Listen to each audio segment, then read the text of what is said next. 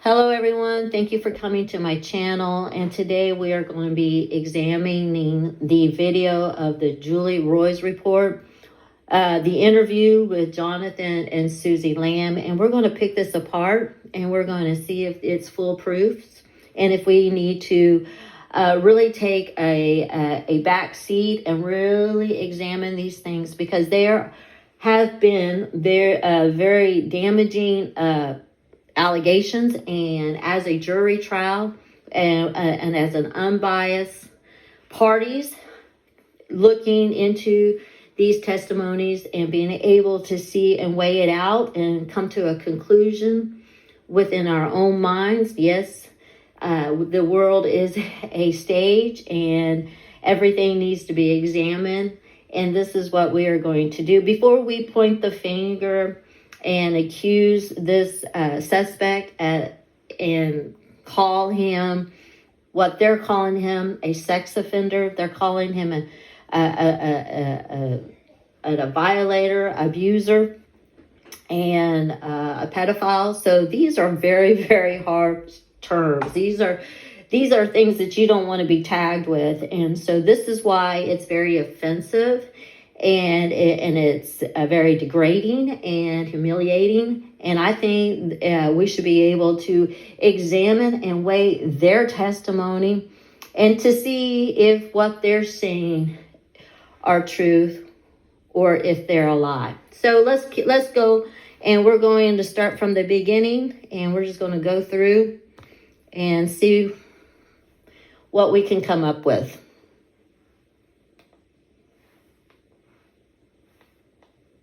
They say it's not them. And let's start from the beginning. Go ahead. There you go.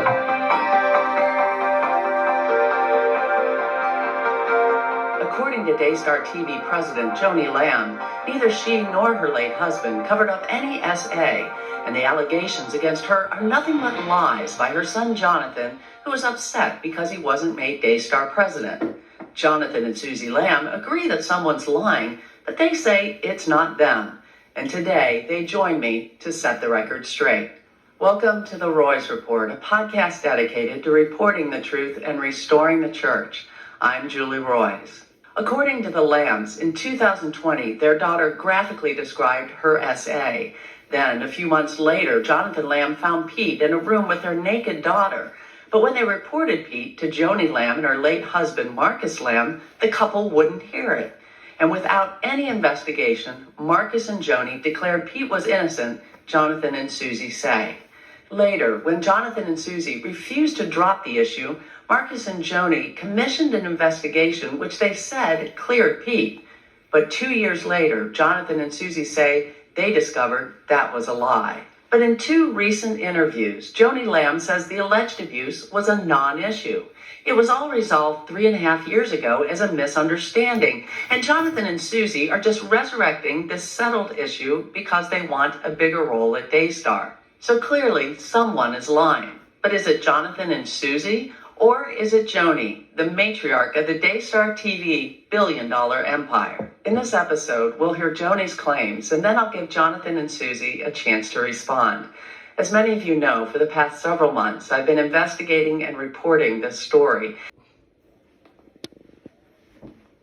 And corruption at Daystar TV has dominated headlines. But for those of you who don't know, Jonathan is the former vice president at Daystar TV, and together with his wife Suzy, they used to host a show called The Green Room. So Jonathan and Suzy, welcome, and I'm just so pleased to have you join me. Thank you, Julie, for having us on. We appreciate all the incredible work you've done in the process of getting our story and taking care to go through all the details. I know it's a very complex story. It's a lot of twists and turns, and it's complicated. So I appreciate the care you've given it. Yeah, and I thank you for being so kind to us. Throughout the process, you've been patient. You've been so patient, because it's a very traumatic story to tell, and you have slowly walked me through it, and I'm forever grateful. Well, thank you. And it really is a privilege to steward your story, and I feel that way and feel very much honored that you chose to give it to me. And we'll talk maybe a little bit about that later on in the podcast, how that happened. But I am just really in awe of you and what you've been through and your resilience in the face of really just unbelievable attacks. And so just really proud of you guys. And I know that this is Thursday afternoon. So this Julie, she is very sympathetic, and she feeling like we should empathize with this abuse. They are being treated wrong. They're the ones that are the victims. So she is suggesting, in my opinion, that we shouldn't question what they say. We should just take what they say as true and valuable, and then we should go with that, with their claims, without cross-examining. You can see that her demeanor, her voice changed, because she is bringing the attention on them as they're the ones that are suffering, and they're the ones that are being mistreated. So we shouldn't question the narrative. We shouldn't question them, because they are the ones that should be vindicated in all this. So, but that's not how jury trials work. Jury trials are unbiased, should be unbiased, and you should have an unbiased judge. She is very biased. She sees and feels, and her heart is that Daystar and all that surrounds Daystar are villains, and they have been subjugated to their oppressive actions, and it's been a very unfair situation for them. And there's been things that are taking place that should not have been taking place, and she feels like she is their vindicator. Like, she's going to report this because it needs to be reported, because these behaviors need to be stopped, and this religious establishments, these celebrity ministries need to be brought down, and all that go into these celebrity ministries and the corruption within need to be exposed. And we should just take every word that other people say and what their claims are, and we should believe them over the oppressive, monstrous ministries. This is such a very, very negative mindset, very one-sided and a distorted mindset, because we are not in the inner circle. We're not involved in the family, and we do not know what the corruptions are there, or the corruptions that are dealing with the people that are making their claims. So you've got to come into this as an unbiased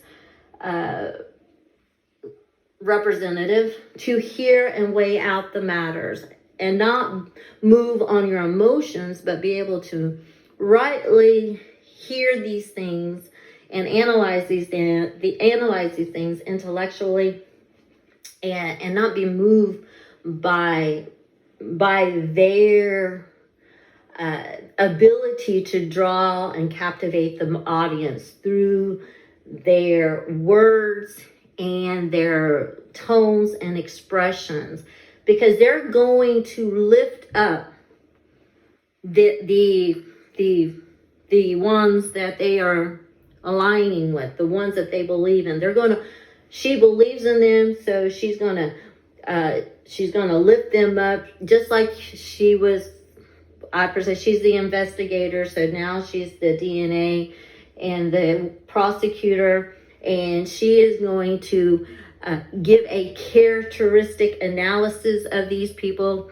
Now we're in the characteristic testimony, and this is what they're going to build them up. They're going to give them an impeccable reputation, so that we can judge the characteristics of these two people as being one of God-fearing, respectful, and without any discrepancies at all. And so they're going to highlight all the good in their lives, so that we will see them as upstanding citizens, and that there is no negativity. There's no history of rebellion. There's no history of a bad report. But they are impeccable. They're just well behaved children of these people, and they're the ones that are being victimized. They have done everything they could to make sure that they have lived uprightly. And so they're going to highlight these things. That we're recording this. I'm not sure when we'll be releasing it. It takes a little bit to turn these around, but Marcus Rogers just came out with, I don't even know what to call it. He took down all of his videos that he had done of you and then of Joni, and then he apologized, but I don't even know what he was apologizing for. And then he goes on to say things that were so dishonoring of both of you that, I mean, I feel so badly, and I think the Christian community feels incredibly badly for some of the things that they've said. And I just want to say it to you, especially Jonathan, because I felt like that was the height of just disrespect, what was said to you. You have more courage. You have gone up. And I know your strength. And I have seen it over these, past several weeks and actually a couple months when we've been working with this story. And I have seen your strength in the midst of the fire. And so she is making him out to be one of a heroic individual that is resilient, strong, being faced with all of this allegations against them, that people questioning their testimony, people questioning why and they shouldn't be questioning. Like Marcus Rogers should not have gone and got the other side of the story because he crossed enemy lines. He should have stayed faithful and true to his interview with them at first and sided with them. But because he decided to go to the other side, now he is a betrayer of this war between the good and the bad. And so they are slandering and diminishing his Marcus Rogers position and his actions to go and find out the other side of the story. We are to hear both sides of the story before we could come up with a conclusion. We just don't come up with conclusions based on one-sided stories. So it is unfair of them because there are holes in the testimony, that everything has not been uncovered and disclosed, and so they are running with this narrative without any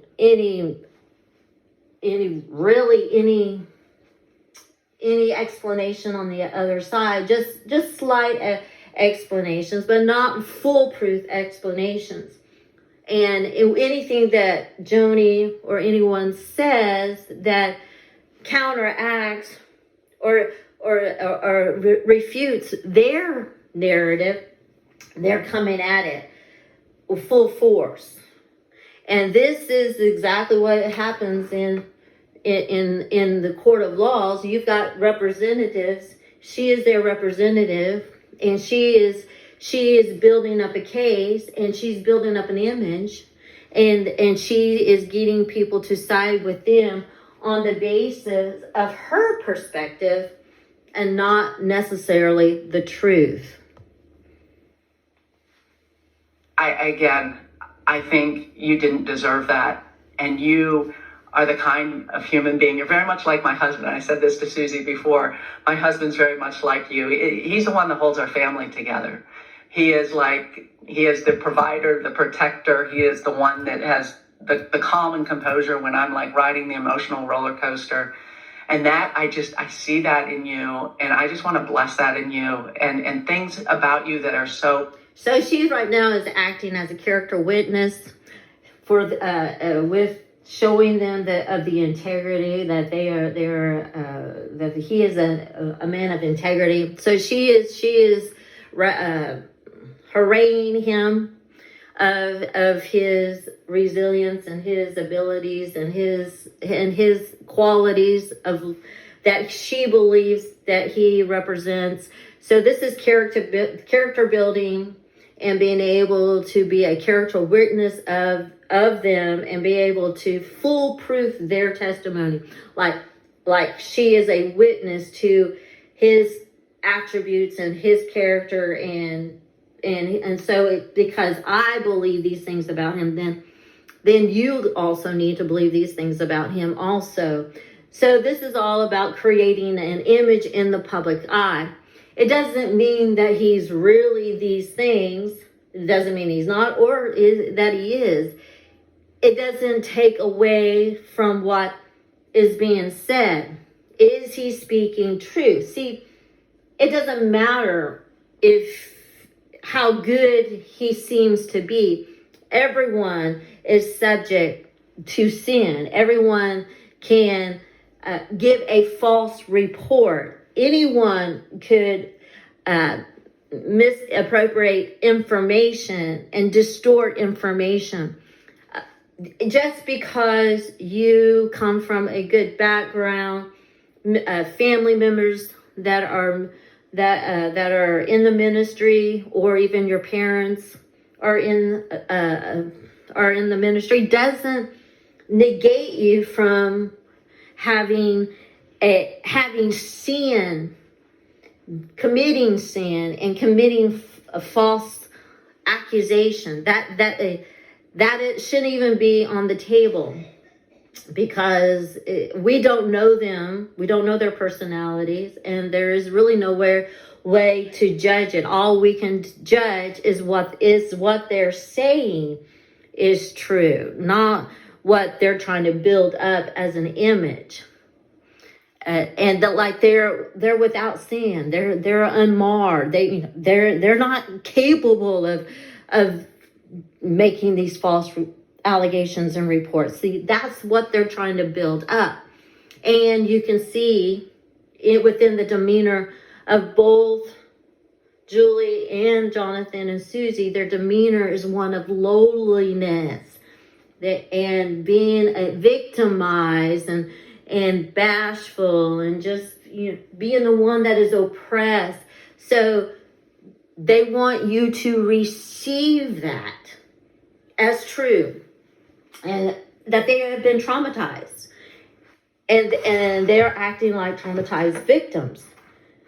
It wasn't them that were victimized, it was their daughter. So we can't sit here and yes, it's terrifying, yes, it's difficult to process, but we don't lose sight of who we are either in the process. So you don't have to put on a form of humility to get people to side with you. Be who you are. Be true to who you are.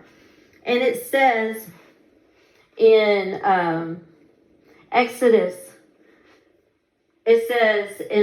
23, you must not spread a false report.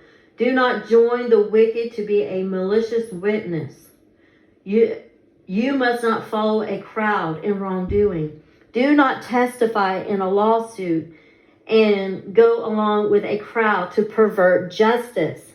So you are not to testify in any kind of legal disagreements to pervert justice. You've got to get both sides. You've got to be unbiased. You got to hear both sides. You've got to be a verifiable, honest witness.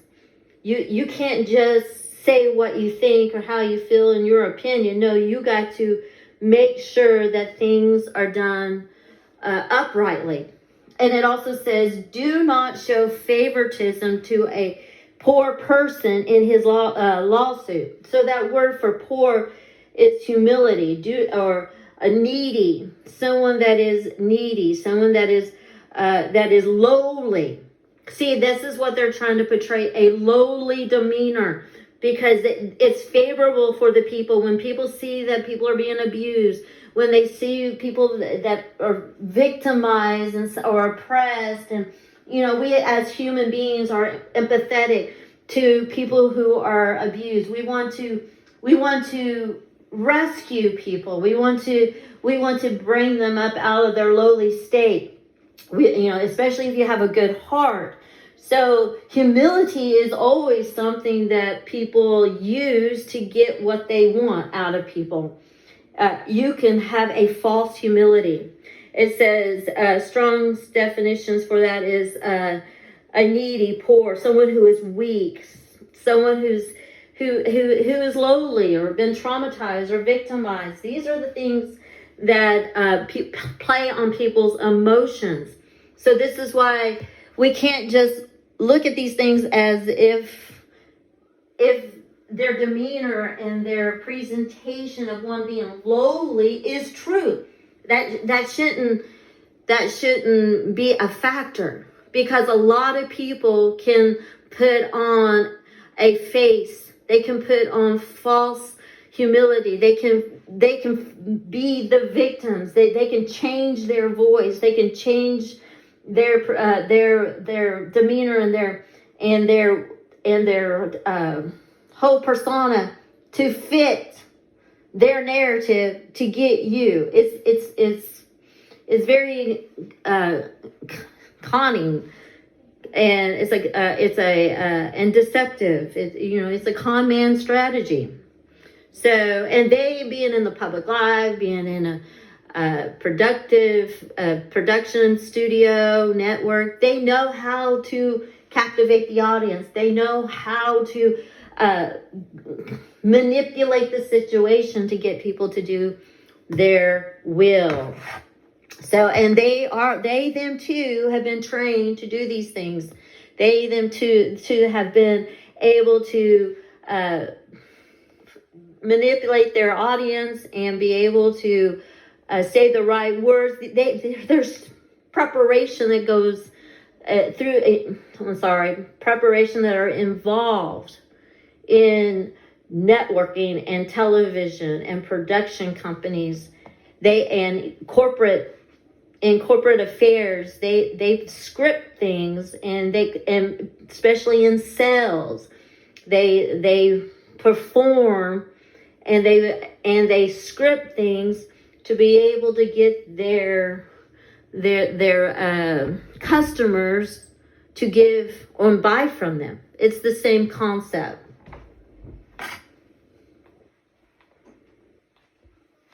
Beautiful, your kindness and your gentleness and your compassion that should be blessed have been cursed. And I just feel that grieves me, and I think it grieves our God, because he has made you such a wonderful man.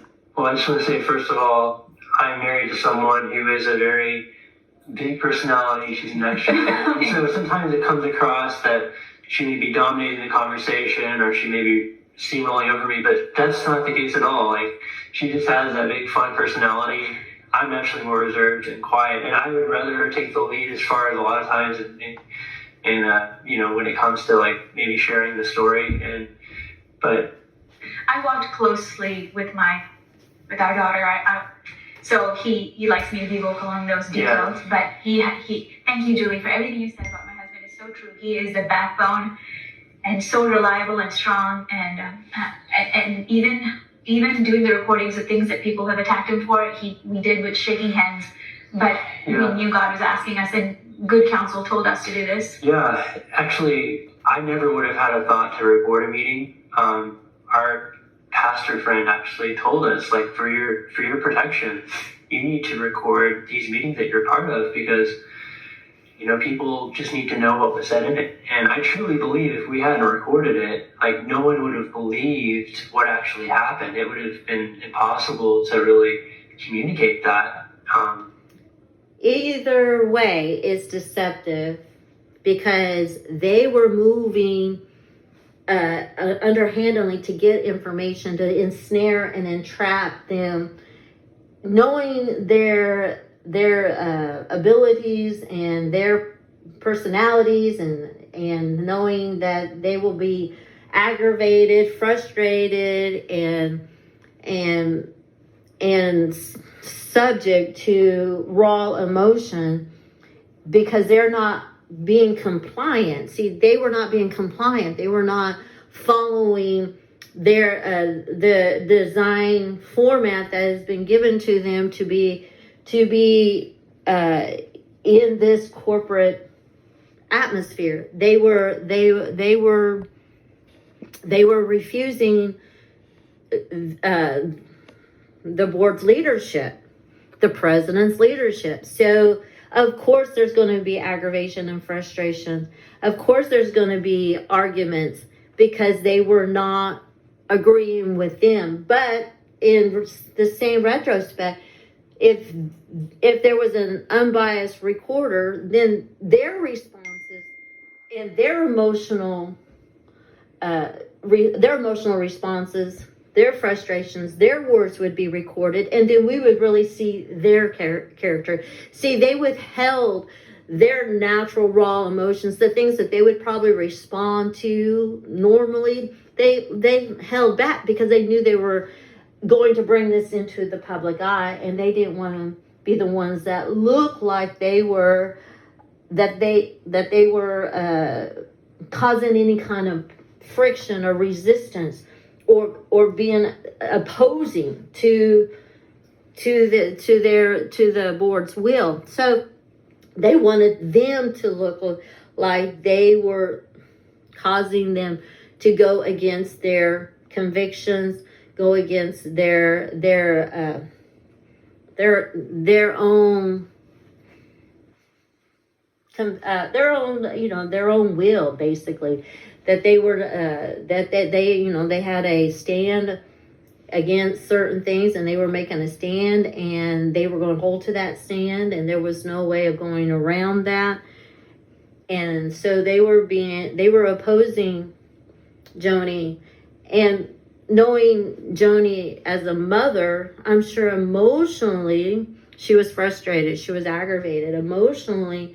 With family relationships and family ties, it's not easy to just separate your emotions. It wasn't your average person or your average employee. It was your son who was vice president, and you wanted reconciliation. You wanted to bring them into compliance. You wanted them to agree with you. And when they were resisting, then that aggravation was manifesting. So to me, it was very unfair. Yes, they caught them in their raw emotions, but we don't know what their responses would if the tables were turned and they were being recorded. What would they really say? What is their true motives? What were their true feelings? What would be their true reaction? See, this is why it should have never been on the table. They shouldn't have been the ones that were recording. Of course, they're going to refrain. They're going to refrain when everybody else is explosive. It's not fair. It's not fair. And so thank goodness that we have those. Yeah, and I've talked to Paul Coughlin, who does Bullies No More, and he's got an organization just dealing with bullies, and that's one of the first things he says to people is begin documenting, begin recording, because nobody can believe bullies can be so charming when you're speaking to them. They know that they're in public, but boy, behind the scenes, you sure get a different view, and we have gotten a very different view. So throughout, she brings statistics and psychological evaluations to support them for their deceptive tactics. So why they didn't do these certain things. So they're covering up their bases. They're trying to explain to the public why and why not they didn't do certain things and why they did this. And it was justifiable. And this is how they're justifying it. They're justifying it through statistics, through psychological evaluations and reports, and explaining their behaviors so that the public would, oh, well, I can understand that. I can see that. But it's deceptive. It's the bottom line. It's deceptive. And it's entrapment. Obviously, your mother, Joni Lamb, and Daystar throughout this whole thing. And so I'm so glad that you don't live in Illinois, because I'm not allowed to record. We are a two-party state. Oh, yeah. Thank goodness for Texas, one-party consent state. I know. So I'm very, very glad that you have these recordings. They've been incredibly insightful. And, before, we have so much we could go into, and we will get into being able to dissect some of what's been said. And I know there are things that you want to respond to, and I want to hear you respond to these things.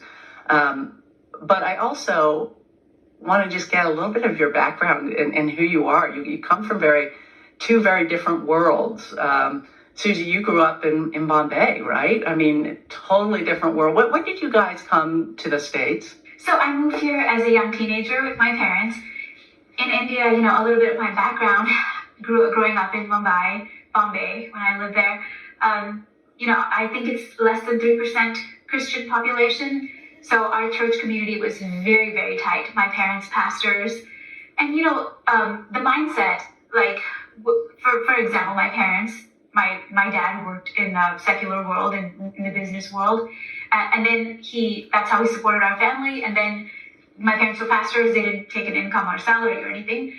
It's a smaller church because it was a pretty good sized church, but compared to like churches in America. So it was more like a family system. We knew we were always holding each other accountable. We were like a big family. So I was raised in that, and the fear of the Lord is something that we talk about every Sunday, take communion together. And then we moved here, my sister, in time for my sister to go to college, and then for me, we moved to America. That, it worked out really beautifully how God did that. And then my parents, even at, when we started going to Gateway Church, my parents were volunteers there never. So they're going back to their past history, letting everybody know that they have a background of religion, background of a godly parents, background of humble people, God-fearing people. And I have adopted all these attributes. I have adopted all these characteristics because of my upbringing. So they're painting a picture. They're painting an image. They're making themselves look and perceived as being perfect and not capable of error because I fear God. I fear the repercussions. I would never cross those lines. Well, when you're back against the wall and you want to be in a place, and when you have everything, your livelihood at stake, your position at stake, a lot of people do a lot of things they didn't think they would do. And Christianity sometimes is a diversion. It diverts or deflects from the true person. You say, I'm a Christian, but inwardly, you're self-centered. You got selfish ambition. You will do what it takes to secure your livelihood. But the Christianity becomes a fraud. It's just an outward expression. It's just words that you say. It is just used to make you in the public eye appear to be one way when you're not. So doing this background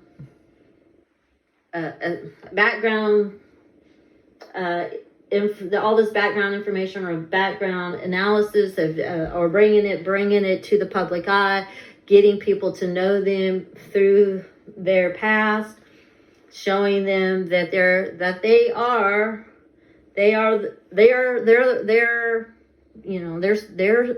supreme, they're superior, and they have been superior throughout the process. They have been without reproach, basically, and everybody else has been beneath them in their walk and in their character, in their standard of holiness and righteousness. Took a salary or anything, and then then they became part of Daystar. but we were raised, both of us, in our Christian faith. That's always been the core of my very identity rests on being a child of God, and that's it. The Lord is such a part, and the Word is such a part of you and what comes out of your mouth. Same with you, Jonathan. I mean, you can tell that you were raised in a home where you were taught the Word constantly. It was talked about constantly. My home was like that too, so I can relate to that. But you're here in the States, in, really in the middle of Christian celebrity culture. Although I'm guessing when you're raised in it, maybe you don't even feel the celebrity culture. The celebrity culture. You do and you don't. So it's kind of like so part of your world that you're just used to it. But at the same time, I think it's been taken to another level more recently.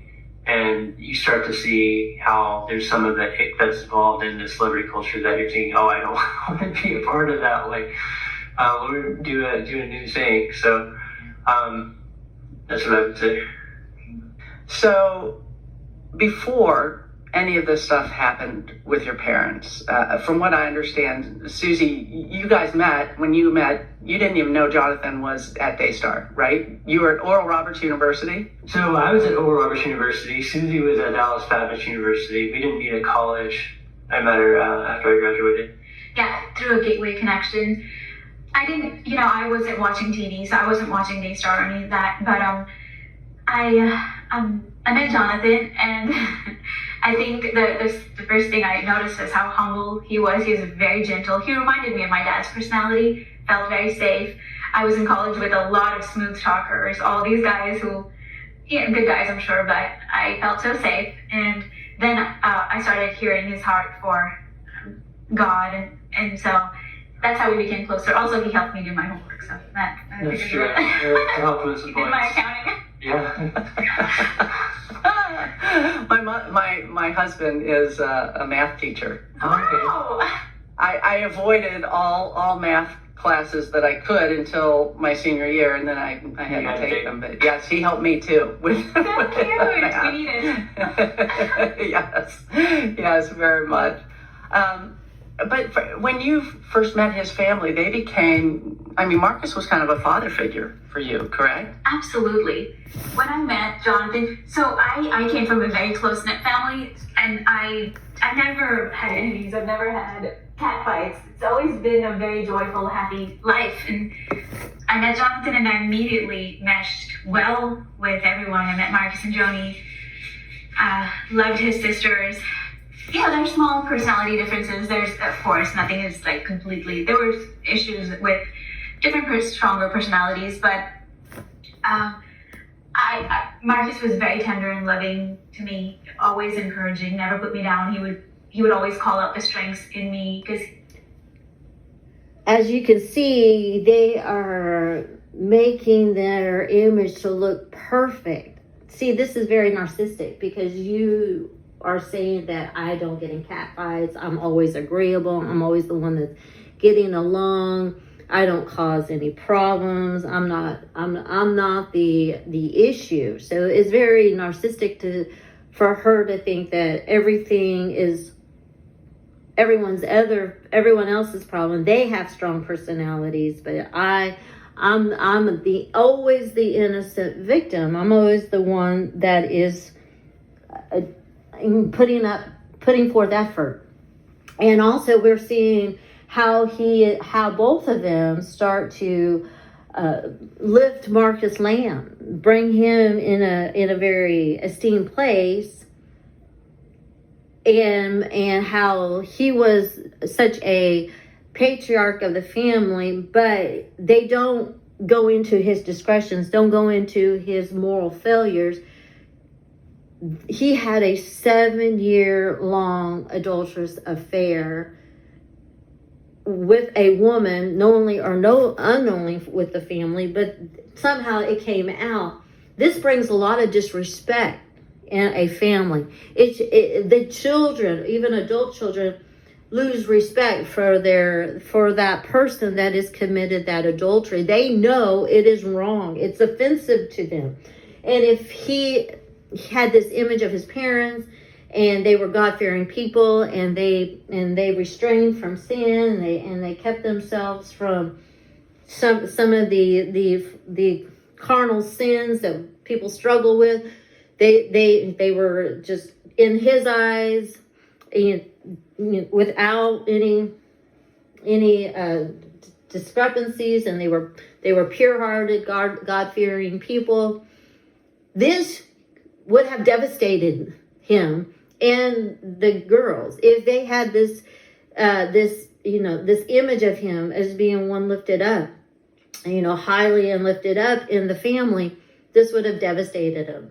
This would have brought them into a emotional tailspin, and there would have been disrespect. So this, to me, this should be looked upon, because way they're treating their mother, way they're treating the other family members, way they're treating Daystar, it is very unbalanced, because they're coming after them and saying all these things about them, and discrediting their credibility, and diminishing and bringing disgrace to their actions, but lifting up Marcus and putting him in a place where he had no failure, like there was no imperfections in him, that he didn't have moral failure, and there was no disrespect, and there was no problem within the relationship until this happened.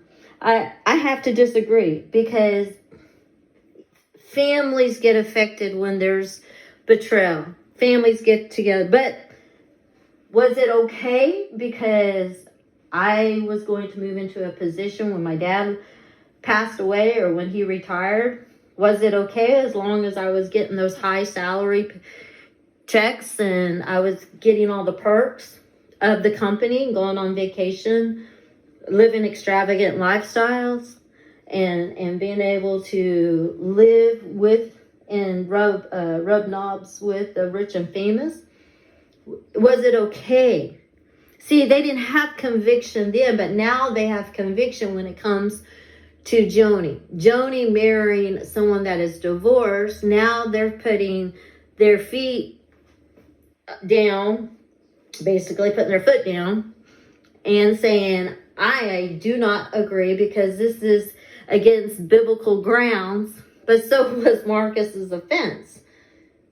Pretty heinous. He committed adultery, so it's pretty harmful and heinous in that retrospect. And not just because he just fell into a relationship. No, it was a 7-year-long relationship. That's what makes it so, so degrading, and we can look at upon it as being more than just a slip of failure. So this is why it's very unbalanced. So with the way they're treating everyone, treating Joni, and their intentions to bring down Daystar is on another premise than what they're suggesting. They're just bringing out these things because they know that people are going to have an emotional response. And so what they're doing is deflecting off of them and reflecting on them. And they're switching to being the victim. And they were never victimized. They were never abused. Daystar, the company, Joni and Marcus, gave them everything that their heart's desire. They were privileged people. They did not lack. They did not lack once. And they also gave them position in the company. And it's nepotism. They were favored. And this is about a family feud. This is a family feud, not about spiritual abuse. It's not about these things. It's about their stance is, I'm going to get what I want, and I'm not going to let an outsider come in and take what I have been promised. Marcus was generous and a giver, so he would always see that in me, and to help churches in countries like India and stuff. And we really bonded over that. And Jonathan, you, prior to the events that really started around 2020, you didn't have any problem with your parents. You had a good relationship, very close, correct? Oh, absolutely. I almost saw my parents as like they could do no wrong. I mean, they were had the fear of the Lord. They like I never heard them like say a cuss word. Like they never had a drink of alcohol. So they just lived like very like God honoring, God fearing lives. And I really, I looked up to them, respected them, and loved them, and thought the best of them for sure. Man, and so cognitive dissonance, it must be just unbelievable with what you've been going through. And again, anyone who's been following this story really began around 2020, and that's when the abuse of your daughter, when that first came out. And then you have your father dying in 2021. I mean, you could never imagine, like, from pre-2020 to where we're at now. I mean, so much has changed in 4 years. Different world altogether. I mean, it really is hard to really reconcile the two different timelines. Well, and there are two narratives out there about what happened, very much competing with each other right now. Although I would say, I mean, at least as I'm looking at social media and how this story is being digested by the public, it does seem, by and large, people believe your story, and they're having some trouble with believing Joni's story. But we're gonna dig into some of these, and I have appreciated, again, not only did you record meetings, but you have documentation for so much of this. And so where there's been discrepancies, I so often have been able to go back and say, okay, what really happened? But there's been two really crucial interviews. One was... it's definitely been premeditated. This is a premeditated takedown, and they had aligned themselves with the right people to do it. Julie Roys and Laura Lynn and all the people that have followed them, they have set Joni and Daystar up. They set this up for a takedown, and they are on a mission to destroy. And they're using every bit of what they can to as arsenal against this company, against this organized religious faith-based company. And their intentions is not restoration, reconciliation. No, this is all about a takedown. And both of these have been extremely, I would say, fawning interviews of your mother. And by the way, I mean, I've been asking your mother for an interview since November. So I've been continually asking for an interview. I don't know why she won't interview with me. I would really like to interview with her. There's a lot of really good questions that I've given her. I'm sorry that she views you as a low-level blogger, so I guess that's why, unfortunately, I'm sorry. Well, the interesting thing is that they did respond. They have given me statements, but they've only given general statements. And what we haven't seen, and even Marcus said today, before he came in and interviewed her, there were stipulations. And she wanted to know if anybody was coming with them. It sounded to me, the way that the interview went, like it was scripted. Like probably, I don't know for sure, but it sounded like questions were approved beforehand. And the whole point of doing one of these interviews is you want to ask the hard questions. And the hard question... Like there's not being scripted, like they're not being prepared, like they have not gone through all this. And how can Joni trust her to be unbiased and fair when she's already made her position? She had already came out with the smear campaign. She already tried to take this and use it as a weapon against her. Why would she trust someone that has positioned themselves to be their enemy? There's no way. They're probably gathering information and they're securing their information to take to court. I'm sure there's representatives on their end that are securing all their evidence and not leaking out things that they have. So when this does end up in court, it would be credible evidence. It would be viable evidence. So this notion for her just to be generous to the other party is crazy, and that Marcus was wrong, and it was scripted, and it was staged, and it has stipulations, but so have you along the way. This is all about the public's perception, how they are going to receive it. So they're going to practice, and they're going to go over these things in their mind. They're going to secure themselves. They're going to try to answer all the questionable areas. Really haven't been asked, and we're gonna see that as we go through this. But again, there's that interview with Marcus. There's also an interview that was with what is it, the Table Talk program gals, and that one was not very rigorous either.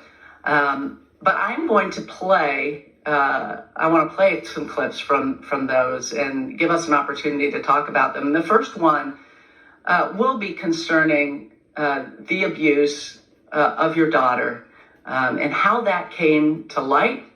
And again, there's one narrative that Joni has, another narrative that you told me, which, by the way, I will say, has been consistent with me. And I have seen some changes in Joni's story, but let me play that, and then we'll talk about it. My first knowledge of any abuse was in November of 2020, and Suzy called me and said there had been an incident at my granddaughter's preschool, and she told me that something had happened where a little boy touched her and her friend. And so she called me and asked me would I go to school with her. And I said, absolutely. So I went with her to the school. We reported it to the school. And of course, I was there to encourage, and as I would for any child, but especially my granddaughter. Of course, yes. And so that was the incident that happened. And yet, what's being written is just taken out of context. That was the incident that happened in 2020, and I was there, and Suzy actually called me to go there. Okay, so the word about you covering up, there's no truth to that. When I started hearing that, I thought to myself, what am I covering up? I've covered up nothing. And so I never covered up anything. So there seems to be some So the inconsistency has been on their part, Jonathan and Suzy, because when they first came out with the story, they did not include information stating that their son and the alleged suspect was holding his baby boy. They brought this out as he was his mind and his intentions were to assault their daughter. That when he heard the name and knew that she was going to be alone in her bedroom, changing, that he followed her up there. His whole persona changed. His eyes got dark. Something came over him, and he followed her upstairs and ready to assault the daughter.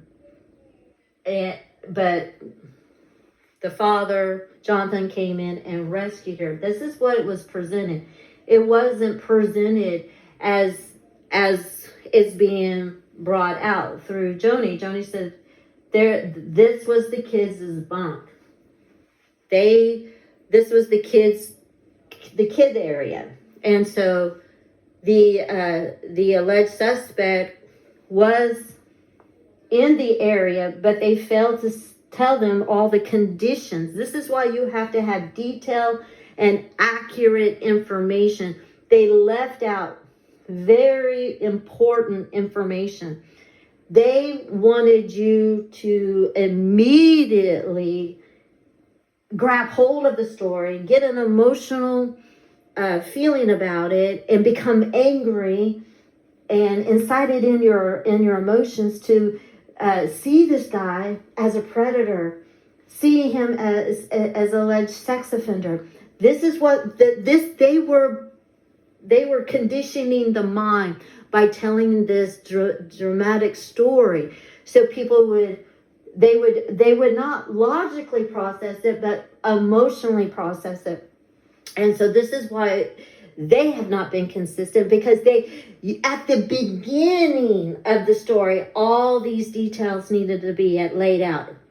Everything needed to be laid. If they told you that their son was up there and he was holding a baby, you probably wouldn't have an emotional response at all. You would see, well, that just could have been just an accident. That could have just been he was in the wrong place at the wrong time.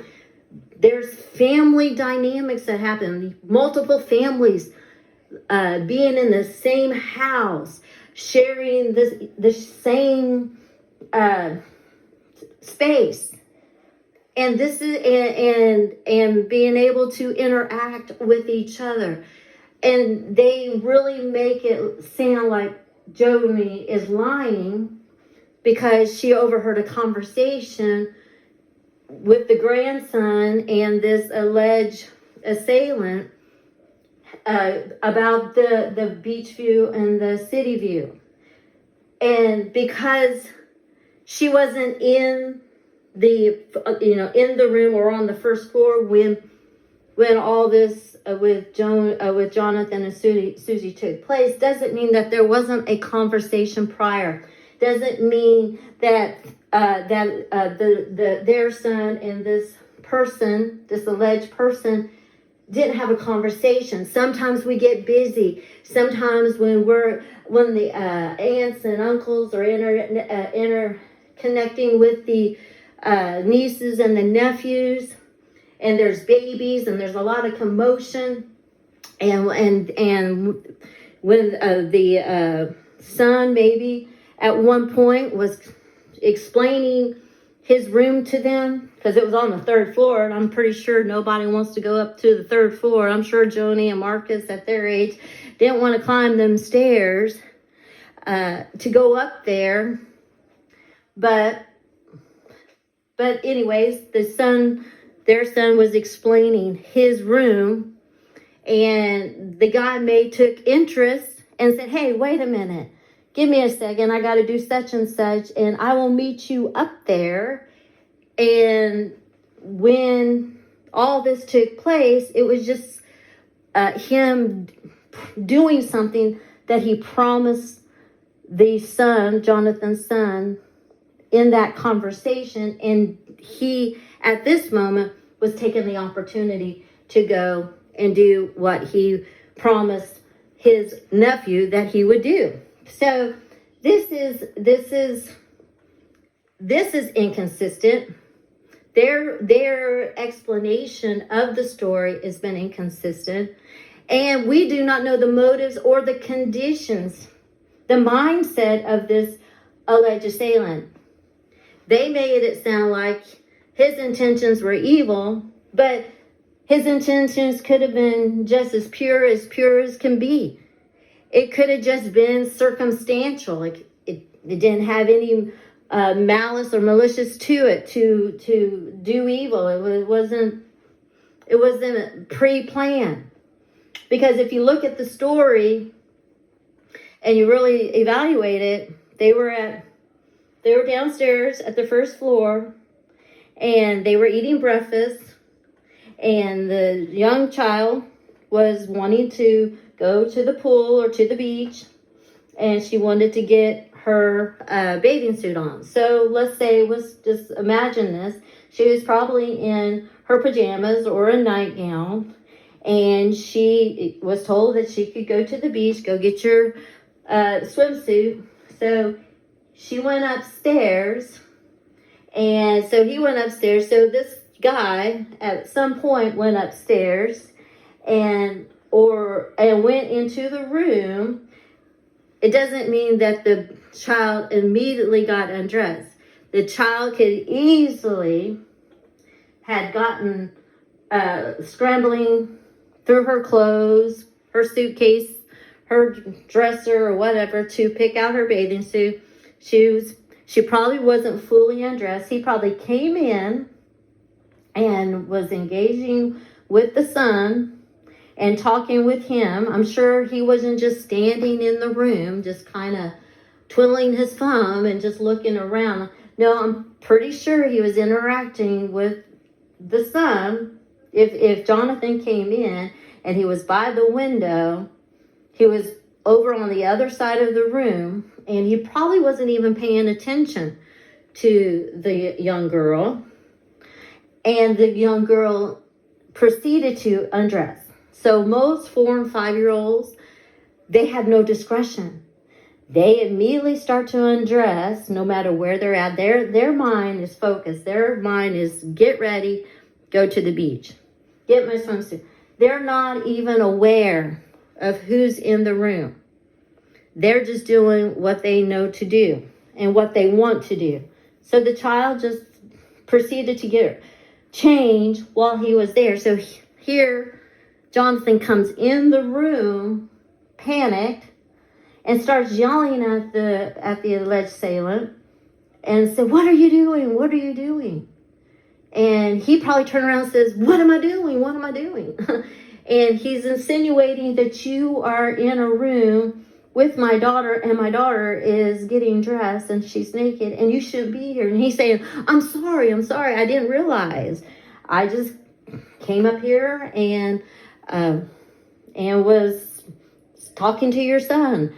I didn't mean to be in this vulnerable place, this situation. I didn't mean to put myself in this inopportune place. Or inappropriate place, but here I am and I apologize.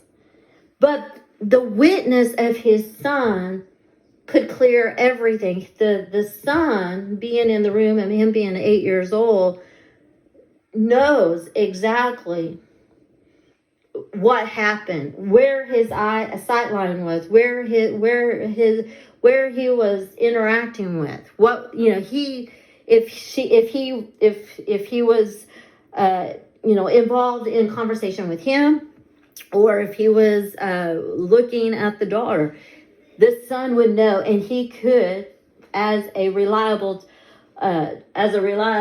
witness, would be able to clear up the matter. But no one is allowing the son to speak. And with this allegation and with this accusation being brought that you were in an inappropriate situation or an inappropriate place, and now we are now moving in anger against this alleged assailant because I feel this is inappropriate. But it doesn't mean that he had intent to do harm. They're taking this out of proportion, because he did not violate the daughter. His hands wasn't upon the daughter, and we do not know where his eyes were.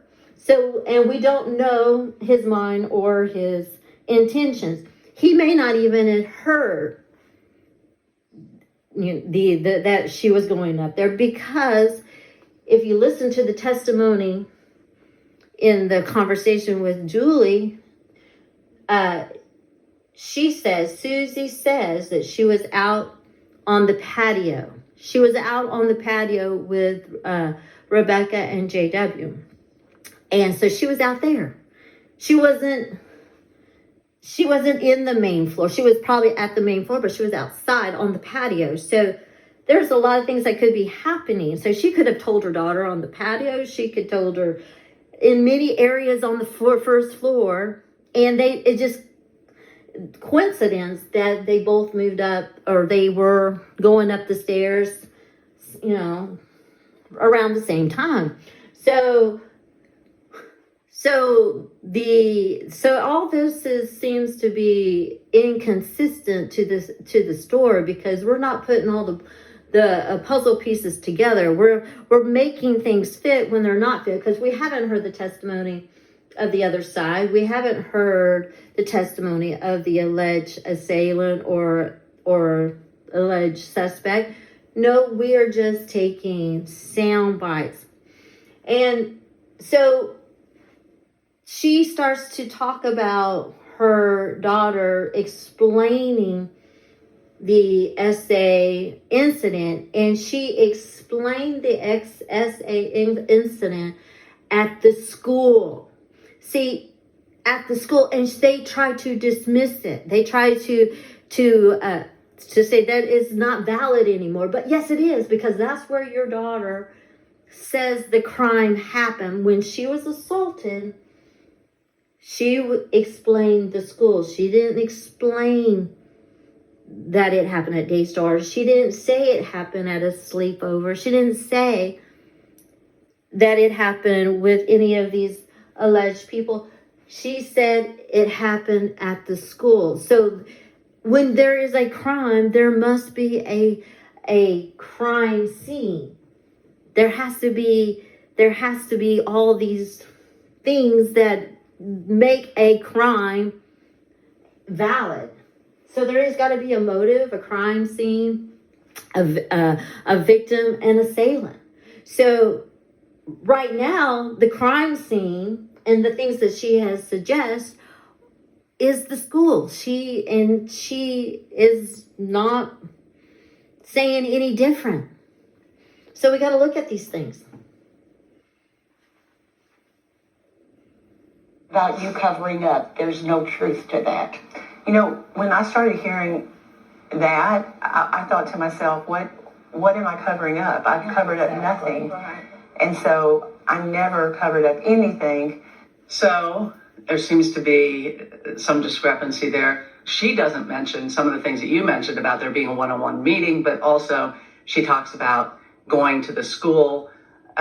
Respond to that. What did you hear? So the night my child told me, that evening, it would have been around 5:30ish in the evening, when my daughter told me, I called. I was in shock, asked her a few questions, and I called Joni for help.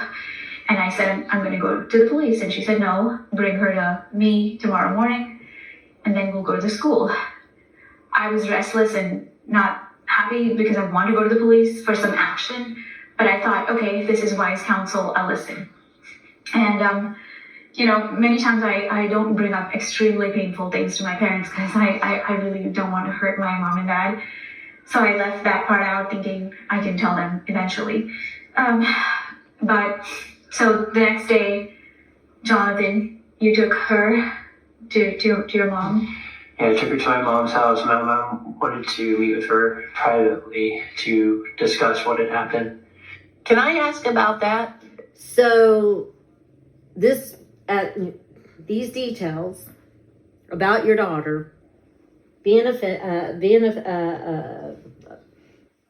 sexually violated, and she's opening up to her mother, and her mother is trying to gain information from her, and instead of going to the police, she decides to call Joni.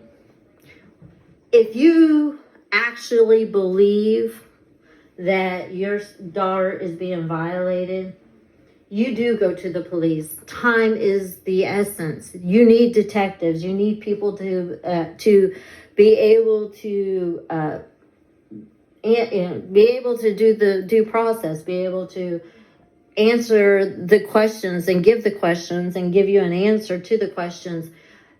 Time is the essence, because the supposedly assailant, if he is anywhere around that school, just because the school did not employ men doesn't mean that men do not come in there. Doesn't mean that parents don't go in there. It means male and female don't go in there. It's a school. It's a public arena. It's a public place. So having the police be able to go and question these things and being able to properly go through the process of investigating all of the testimony is crucial. They should have went to the police. See, they did their daughter a disservice not going to the police, but going to Joni. They're just buying time. But if the daughter was not actually coming full forth in her explanation and in her confession of these things happening in her in her conversations with Suzy, the only logical thing is to suggest that they wanted the grandmother to be able to talk with her to bring out more information, to get her to talk. So she wasn't talking. The daughter wasn't talking. She was giving sound bites and bits and pieces of a sex crime, but she wasn't being fully transparent. So bringing in someone else to get someone to be able to coerce this out of her, it sounds reasonable. But they are making it sound like Joni had some kind of witchcraft power and she shut the child up. Now we're spiritualizing that. No, I don't agree with that. That shouldn't even be a factor. If she had a conversation with the granddaughter, and she hasn't publicly said that she talked to her before the going to the school, she was, I don't believe, trying to quieten the child or bring about a mind-binding spell to get her to forget or suppress it. The only thing that Joni could do is to be a support, to go with him to the school. If they didn't want to go to the police, because if they didn't want to go to the police and they wanted to take matters in their own hands and question things, then they were using her as a support to be able to go and do these things. But was it wise counsel? That's not wise. No, they needed to go to the police right away. They needed to get these things resolved quickly. So to me, this is just showing like, how corrupt, how evil.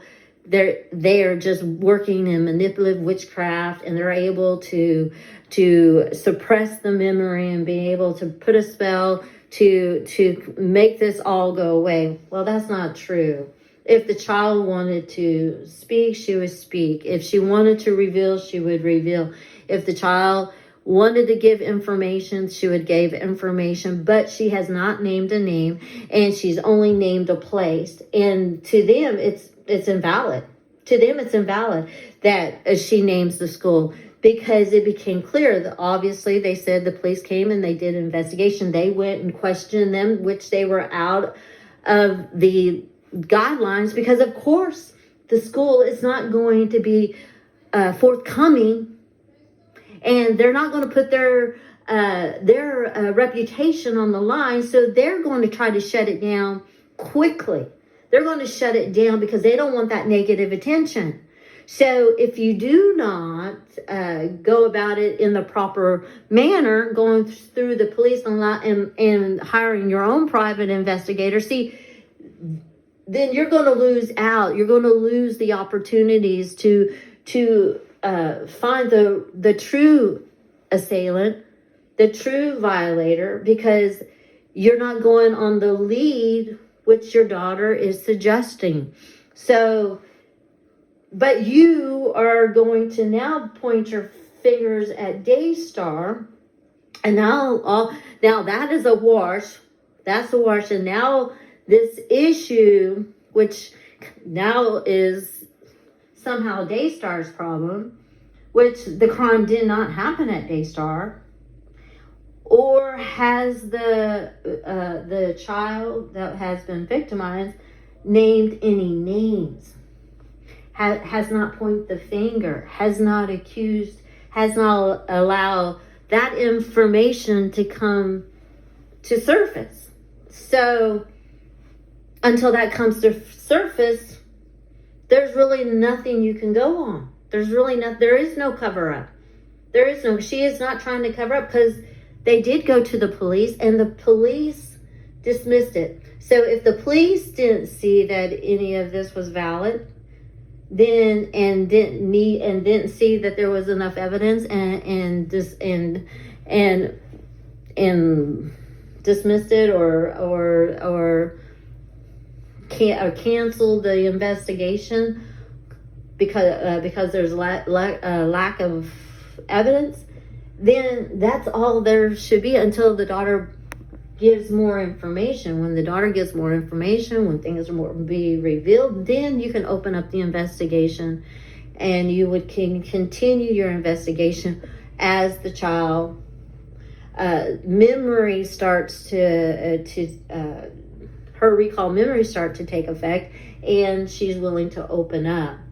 But to coerce or suggest or try to bring out, adults have this kind of power over their children. They're able to coerce them or suggest things or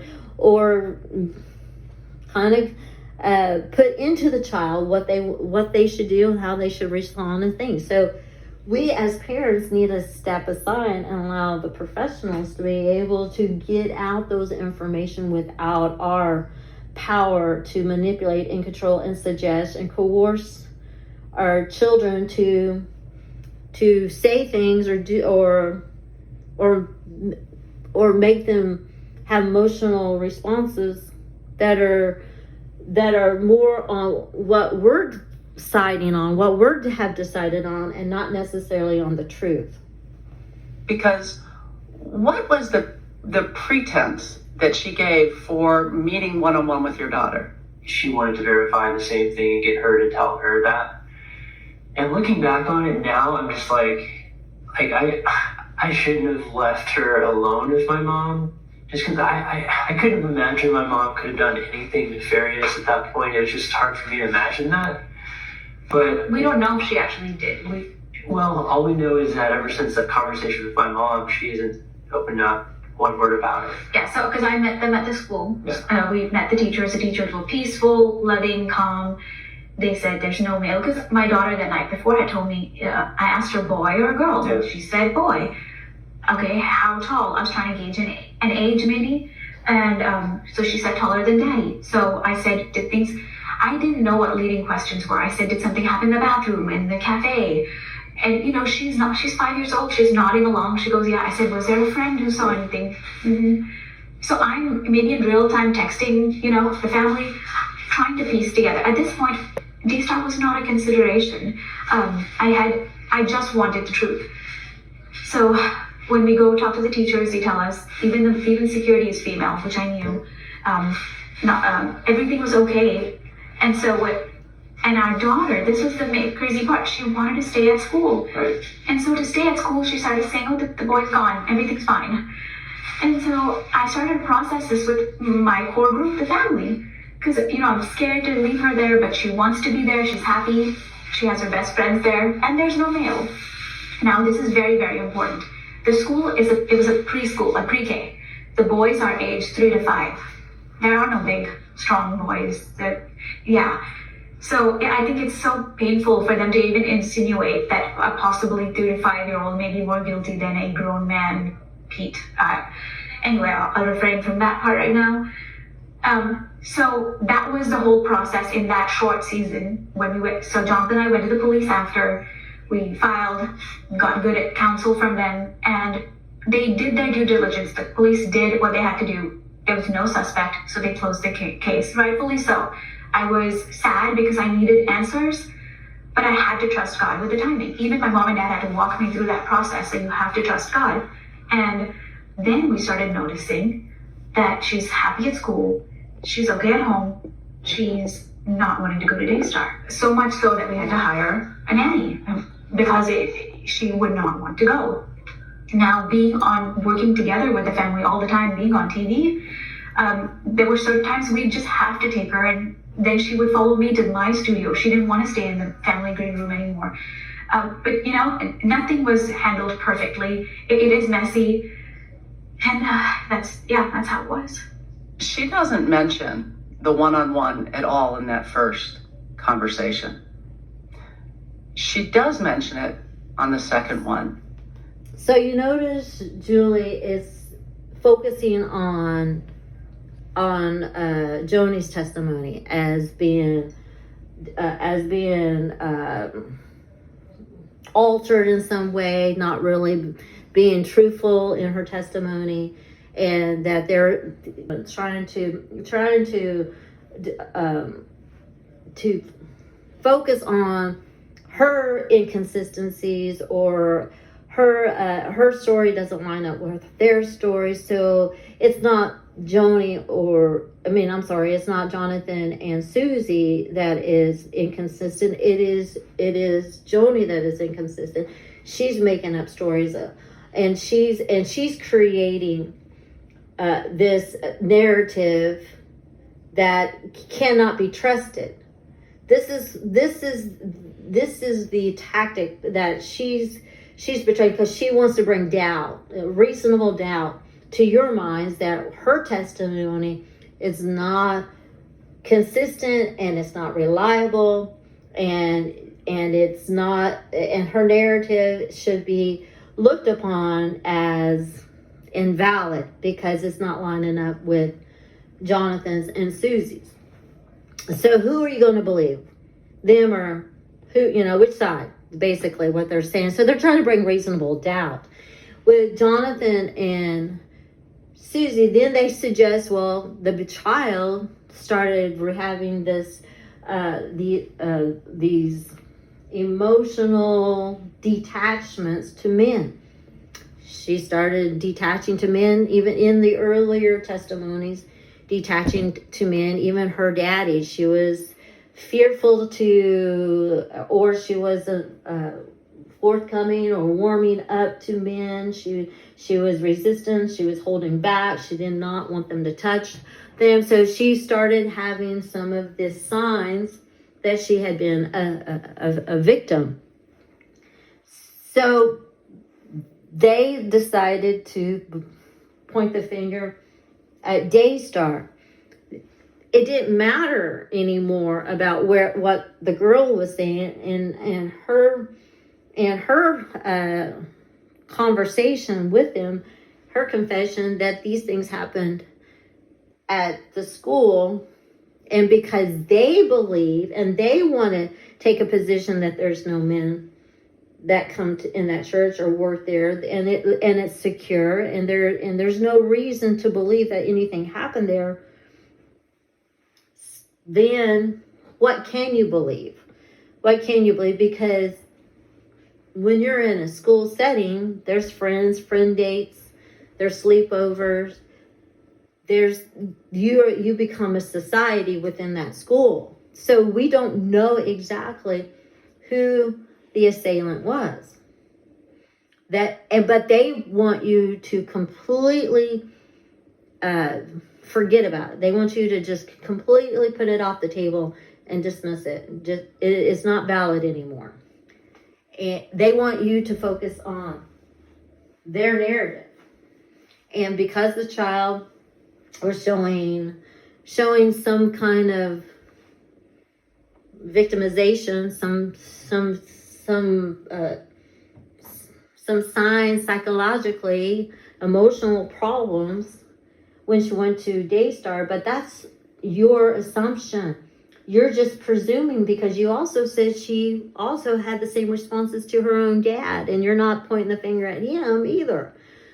So, but you are pretty defined in who you want the audience to believe that the alleged assailant, works at Daystar and is in the inner circle, and he is the one that had the opportunity. If you truly believe that your daughter was violated by this person, then you would do everything you possibly can to dissociate. You would change your timestamps of when you would work and when they would work, and you would disassociate with the family altogether. It's not about forgiveness. It's not about being nice. It's about the protection of your daughter. It's about keeping them from harm's way. So you would make distinctions between your relationships and who she associates with. And if it's a family member that you suspect, then there would be definite disassociation. And you would not cross lines anymore. It wouldn't be about family unity at that point. But if you're not fully convinced this is the perpetrator, then you're going to go about your life normal. You're going to go to work. You're going to go on vacation. You're going to continue your life as normal, just like they did. They went on vacation. They lived their life as normal. As we see, this attack happen in this isolated place, but they want to shut that down. And then, but we're going to say it happened here, or this is the person that violated her, but we're going to still associate with them. We're still going to go on vacation. We're still going to interact with them. We're still going to work with them. We're still going to continue life as normal. I mean, I can understand about work. You got to get a paycheck, that you have to cross ties, but your daughter never have to go there, not even once. You can afford a nanny. You can afford for her to be at home. You can afford those things. And you can also afford a private investigator that can rightfully investigate these things. You can afford these things. But there was no private investigator on your side to search out a matter, to get to the bottom line. No, it was all about your assumptions. Your assumptions. And the Bible says presumptuous sin. It said presumptions mean is of a person or a behavior failing to observe the limits of what is permitted or appropriate.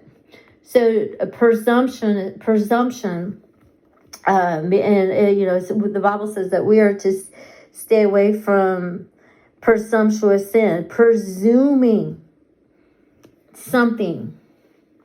The word presumption appears in the Bible in multiple places, and it refers to an intentional act of rebellion that is audacious. The word presumption in the Bible means to act without authority or permission, and to assume that God's will supports in your chosen venture.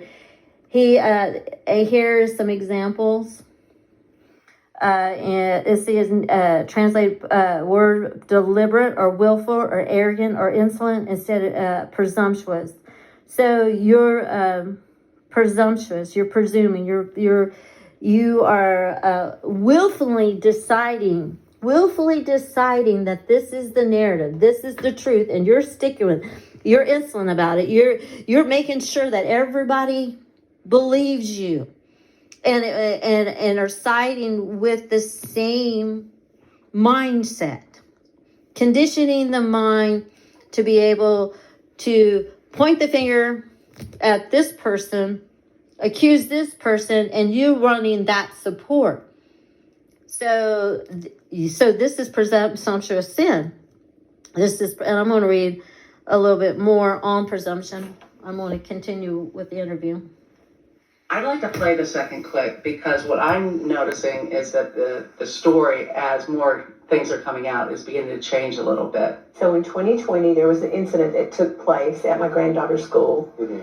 And Suzy called me and she said, will you go down to the school with me? And I said, absolutely. So we went together to the school. We reported it to the school, and my granddaughter had told her mother that a little boy had touched her and her friend inappropriately. Mm-hmm. Okay. And so that was never written about that I went with her, or that there was another little girl involved. And so Susie and I reported it to the school, and I talked to my granddaughter, and Susie had asked me to ask her what happened, and so I did, but my granddaughter didn't want to talk, so I didn't push it, but I was fully supportive of her. So that happened in 2020, and a police report was filed. Okay. And you saw the interview. She didn't tell me that you went down with her to the school or anything like that. So Right. I didn't get to see the whole interview, but I absolutely went to the school with her. So that was interesting. She made it sound like she talked to after she went. So anyways, they're still trying to give you reasonable doubt that of Jenny's testimony that, she says that she went to the school with Suzy before, after, I guess before she talked with the daughter. And they're saying she talked to the daughter first. So it's just trying to bring discrepancies in the testimony. But in 2 Peter 2, it says, the Lord knoweth how to deliver the godly out of temptation. 9. 2 Peter 2 and 9 and 10. Out of temptation, and to reserve the unjust unto the day of judgment to be punished, but chiefly them that walk after the flesh in the lust of uncleanness, and despise government or authorities or powers, or anyone that is in a position of control. You resist, you despise. Presumptuous are they, self-willed, they are not afraid to speak evil to dignitaries. So we look at the word dignitaries. Let's look that up first. It means honor, praise, worship, dignitaries, one of the praiseworthy. Adjective, it is one of preeminence, one of you show no honor, you show only dishonor, you don't honor the position. And let's look at presumptuous. See 10. So you have no honor for any authority. You don't have any honor for a godly honor for any officials above you, and that can be no honor to your father or your mother. And presumption in the Greek is a daring man, a presumptuous man. And in Psalms 19, let's go there, Psalms 19. God requires us. He requires us to be respectful, to respect the authorities that are above us, to respect and honor our mothers and fathers. Not always agree with them, but to honor them and their position, not necessarily always their actions, but we are to honor one another and be sincere in our relationships with them, that we would not want to bring evil upon them in any way. We are to take care of one another and love one another. The Bible says, Psalms 19 and 13, it says, keep back thy servants from presumptuous sin. Let them not have dominion over me. Then shall I be upright, and I shall be innocent from great transgression. Keep me from presumptuous sin. Let's see what in the Hebrew, arrogance, proud, insolent, presumptuous, proud, arrogant, and being self-willed, being one that is also one who is insolent and disrespectful, and not wanting to protect or cover another person. This is the Bible says the love covers a multitude of sin. Love, someone who actually loves a person, even though they may find them in fault, doesn't expose them, but covers a multitude of sins. Not to say that we should take a back seat to injustice. No, when there's these offenses that take place, we need to respect authority. We need to go through the proper authorities. We need to allow them to do their investigation so that I don't raise up in my mind and presume something or be suspicious or have my own suspicions in all of this. You want the truth. You don't want to raise up questions and be suspicious or to falsely point the finger. You want to be pure. You want to be innocent. You want to have a good heart. You don't want to take justice in your own hands. But you want to weigh it out. You don't want to move in that emotion, in that hurt. No, you want to step back and you want to rightfully judge it and analyze and clear your heart first from anything that can be malicious or evil, or your desire intentions to want to see justice or want to lash out or strike out. See, these are the things, because in our nature, this is what we want to do. We want to bring condemnation. We want to bring judgment. But this is not how God works. God works in the way of justice, but mercy and grace and love, and making sure that all the evidence and details are not manipulated or misconstrued, but you're rightfully giving all the details. You're rightfully giving all the accuracy without wavering, not allowing my suspicions to get involved, not allowing my feelings to get involved, but put out all the evidence and let the evidence prove your case.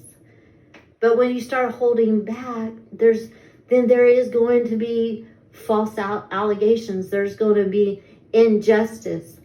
Truth and a truthful witness, a verifiable witness that you don't hold back one part of the story just to get vindication through something that you have imagined in your own mind.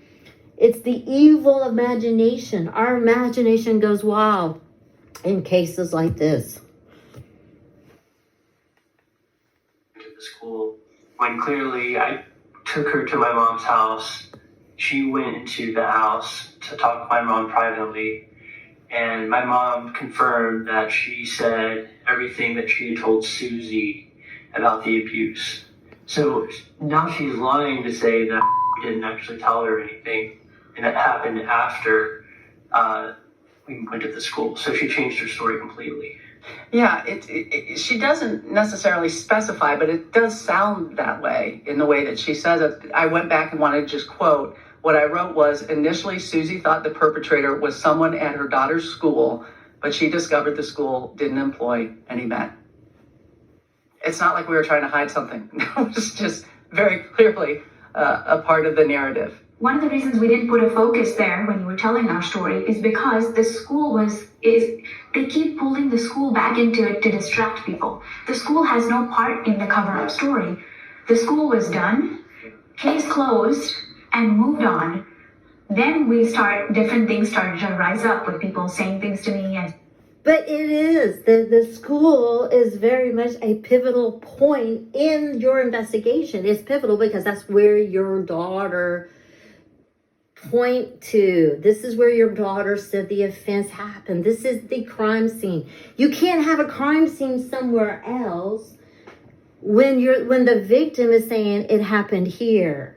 You see that you can't change it. Yeah, they may close the case. They didn't see any evidence, but it doesn't take back the fact that that's where your daughter said. This is what your daughter said. This is the place she pointed to. But you're trying to shut it down. It is not a distraction. It's very, very much part of the process. You can't just point and say that, well, now I believe it's this, and because I love the school, I believe in the teachers, I believe in the superintendent or supervisors over those places. I don't want any discrepancies over there, so I'm going to shut it down. But that's not how law works. You've got to put it all on the table. This is why what your daughter says is very important, and to focus on those areas. And they have not changed the story. It's irrelevant to think when she talked to the daughter or when she didn't talk to the daughter. It really doesn't matter. The point is, you're saying that your daughter is making claims, and that your daughter is saying she was violated there, and you're saying it's no big deal, case closed, there's no reason to go look in that area anymore. We need to focus. People, focus. That's what she's saying. Focus on Daystar. Don't focus there. Focus here, because that's what I want you to focus on, because this is where I want to destroy. This is where my narrative, my thoughts, this is where I'm directing the assault, not there. But you can't direct an assault somewhere that the assault didn't happen. You can't do that. So this is why the testimony is so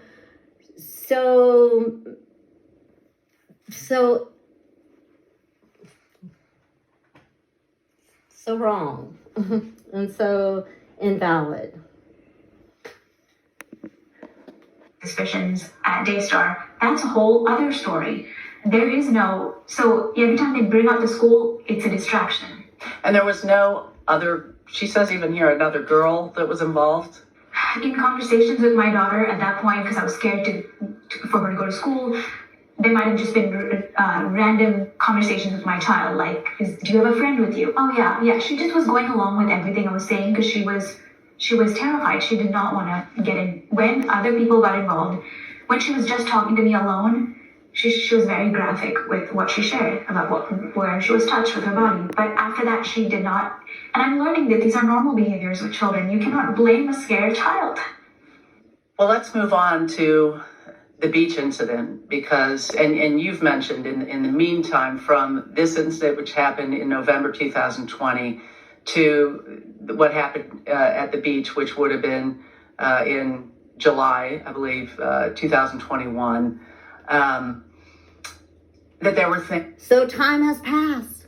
Everything has been suppressed. Life is being normal. They shut down the case concerning the school. They closed it. So everything's going back to normal. And their life is going back to normal. And in the process, yes, Marcus dies.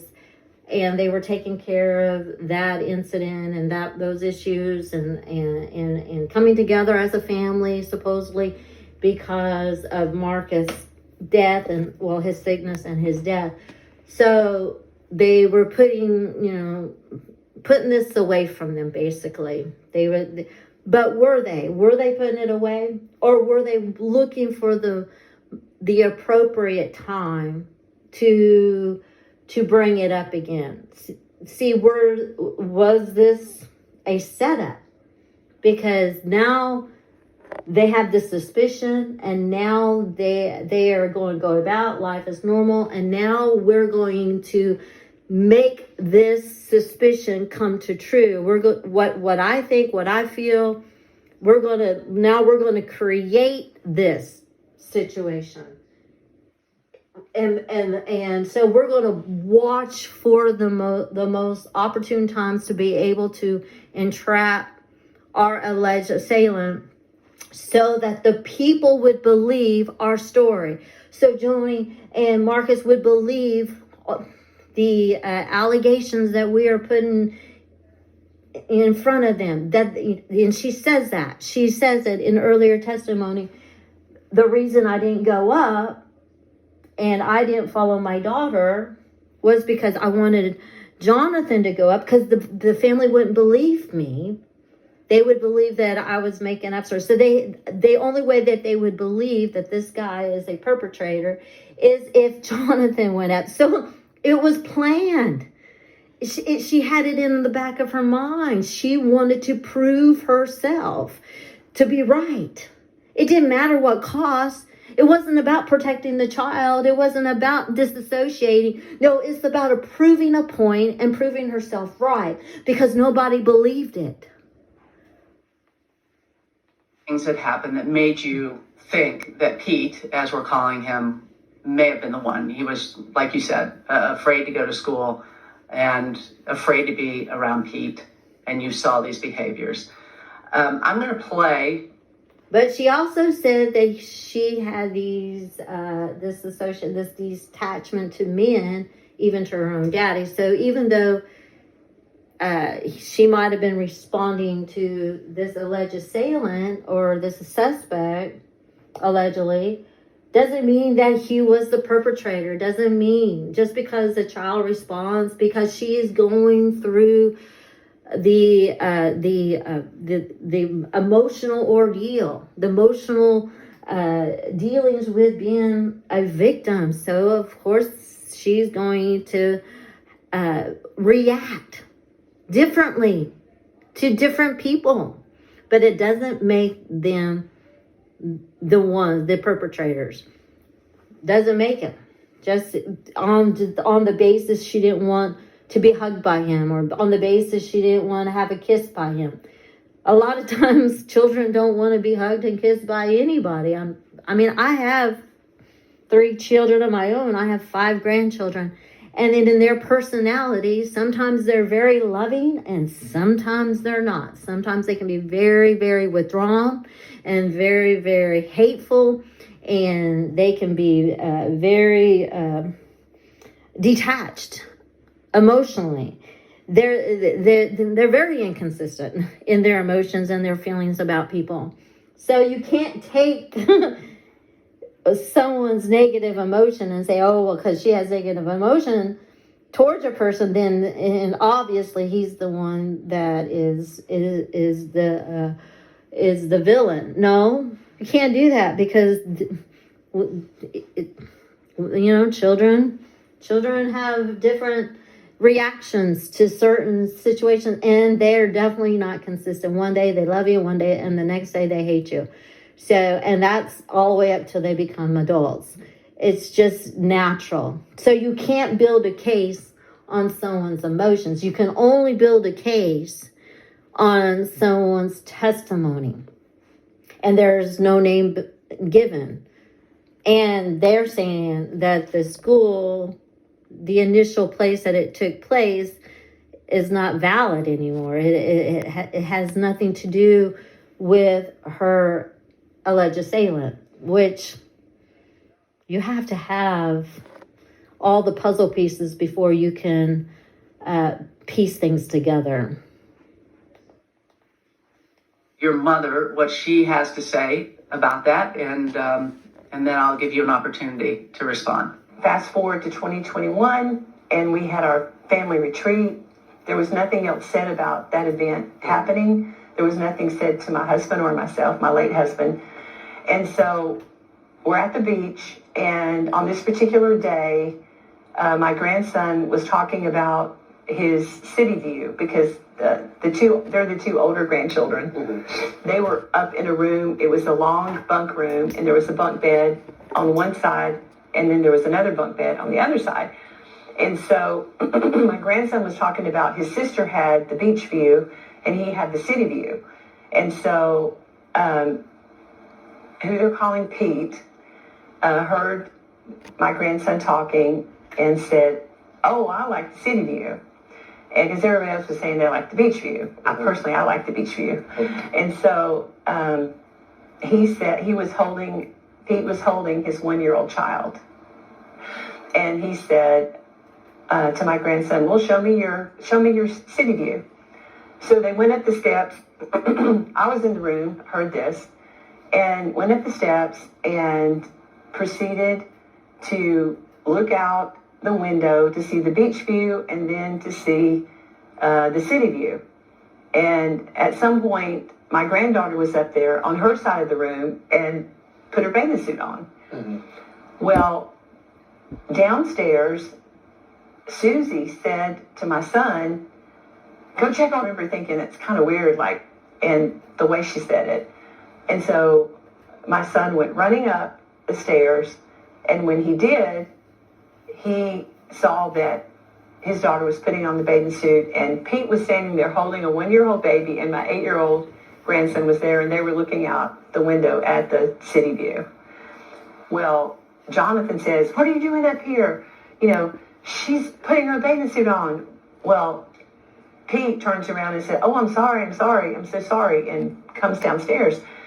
And it was just weird the way the whole thing went down. I have no words. I have no words. Where do you begin? Everything is a lie. Everything is a lie. I have no words. Where do you begin? Everything is a lie. Everything is a lie. How would I just know? If he was on the 3rd floor, how would I just know to tell Jonathan to go up there? She was not anywhere. This is the thing that's interesting to me, is apparently your mother is omnipresent because she's on 3 different floors at one time. So this is very condescending in allowing you to have a discounted thought, to her testimony. So they just don't want you to believe her and her side of the story and how things took place. They want you to stay focused on their narrative. And the thing is, if she saw this alleged perpetrator to go up the stairs, knowing that her daughter was going to go up the stairs to change, where is her intensity? Because as soon as she goes and gets Jonathan and tells him, we don't know the time frame but when he left and went up, so we don't know all the time lapse in between, bringing about this enormous production and causing people to be incited with emotion. And so they, his excitement, his adrenaline's going, and he's feeling, rushed. He's going up there and he's thinking that something's happening. Maybe he's thinking that, but why didn't she follow along? Why didn't Suzy follow along? Where was the nature of wanting to go and protect the child? Why didn't she just go up there and even stand by the door? Why wasn't she being an eyewitness to the very same account? Because it becomes his word against Jonathan's word. And so where was she to validate any of this, to be a credible witness to anything? No, she stays behind. She lags behind, and she says in this testimony that she's outside out on the patio. So where's the intensity? Seems like her intensity just fell apart. So she knew what was going to happen. She knew that when she told her husband to go up there and he was going to explode and he was going to start, causing all this ruckus and pointing his finger and making these allegations, that the intensity was going to rise. And yes, this man, you just accused him of being a sex offender. Of course, he is going to be vulnerable. Of course, he's going to be shaken. Of course, he's going to be taken back. And of course, he's now you have just diminished his character. You have just insulted him, and you have labeled him. And how is he supposed to respond? So, but you have to assume if she really believed that this guy was a predator and her daughter was in harm, and she wanted to know the truth, she would have been there with her husband. In my opinion, she should have been right up there. But no, she's on the patio socializing with the other 2 members of the family. So was this a setup? Was this an entrapment? Did she just realize he was going up there? And she said, oh, this is an opportune time to be able to create a situation that could be or couldn't be. Could she create something? She couldn't even trap him. See, these are the things you got to think, because to me, this is planned. Because if she really was just going with natural emotion and natural responses, she would just been up there. She would have found out for herself. She would have known herself what had happened, and she would know. She would be a second witness to his sight line and to where his position was in the room. And she would have known if the son was there, and she would know the stories in detail, because she would be a person to witness all the events. But no, she lagged behind, and she sat back, and because she knew that he was going to create an explosion, create a production, and he was going to cause this disruption, and things were just going to just escalate because of his action. Just like Joni said, it was weird. It was everything was going great, and then all of a sudden all this transpired, and how it transpired, it was weird. And so they were going to make this place a place of a violation, a place. They were going to make this a crime scene. Even though there was no crime, the hands were not on the child, because he couldn't say the hands were on the child because the son was there. Because if his hands were on the child, then there would have been an arrest right there, no doubt. They would have called the police, and there would have been an arrest, and then they would be going through a trial, and that child, that 8-year-old, would be a witness to the events that just took place. So they were creating a subsidiary or a sideline to what had happened to them, or supposedly happened at the school. They were going to create it. They were going to make this a place where everyone would think that these inappropriate conducts were happening, and then, in my opinion, it was staged. It was to incriminate. It was to set this man up. It was to watch from the sideline and wait for the opportunity to be able put him in a compromised place, and put him in a place or a situation that he couldn't easily get himself out of. Yes, it was a compromised place. It was a vulnerable situation, but it doesn't mean that he had intent to do harm. It just meant he made a mistake. He let his guard down. And that's what happens when you're in family gatherings. You don't walk around with your guard up. You trust people, and you also believe that they have your best interests at heart, and no perpetrator is going to violate a person in the presence of other people. And they left out that there was a baby. They left out that their son was in the room, because they didn't want you to believe that this was just an innocent mistake. Right? This is what I'm noticing. So Thank you. Calm down. that you're on the main floor, from what I understand, Suzy. So this is laughable. It's laughable to think. How could she know that his back was against the wall? Because maybe the alleged assailant told his side of the story. And maybe she heard a conversation prior, and maybe the son said something. Maybe she is just trying to explain the details coming from the other side. And she doesn't have to be an eyewitness to the accounts. to know the other side of the story.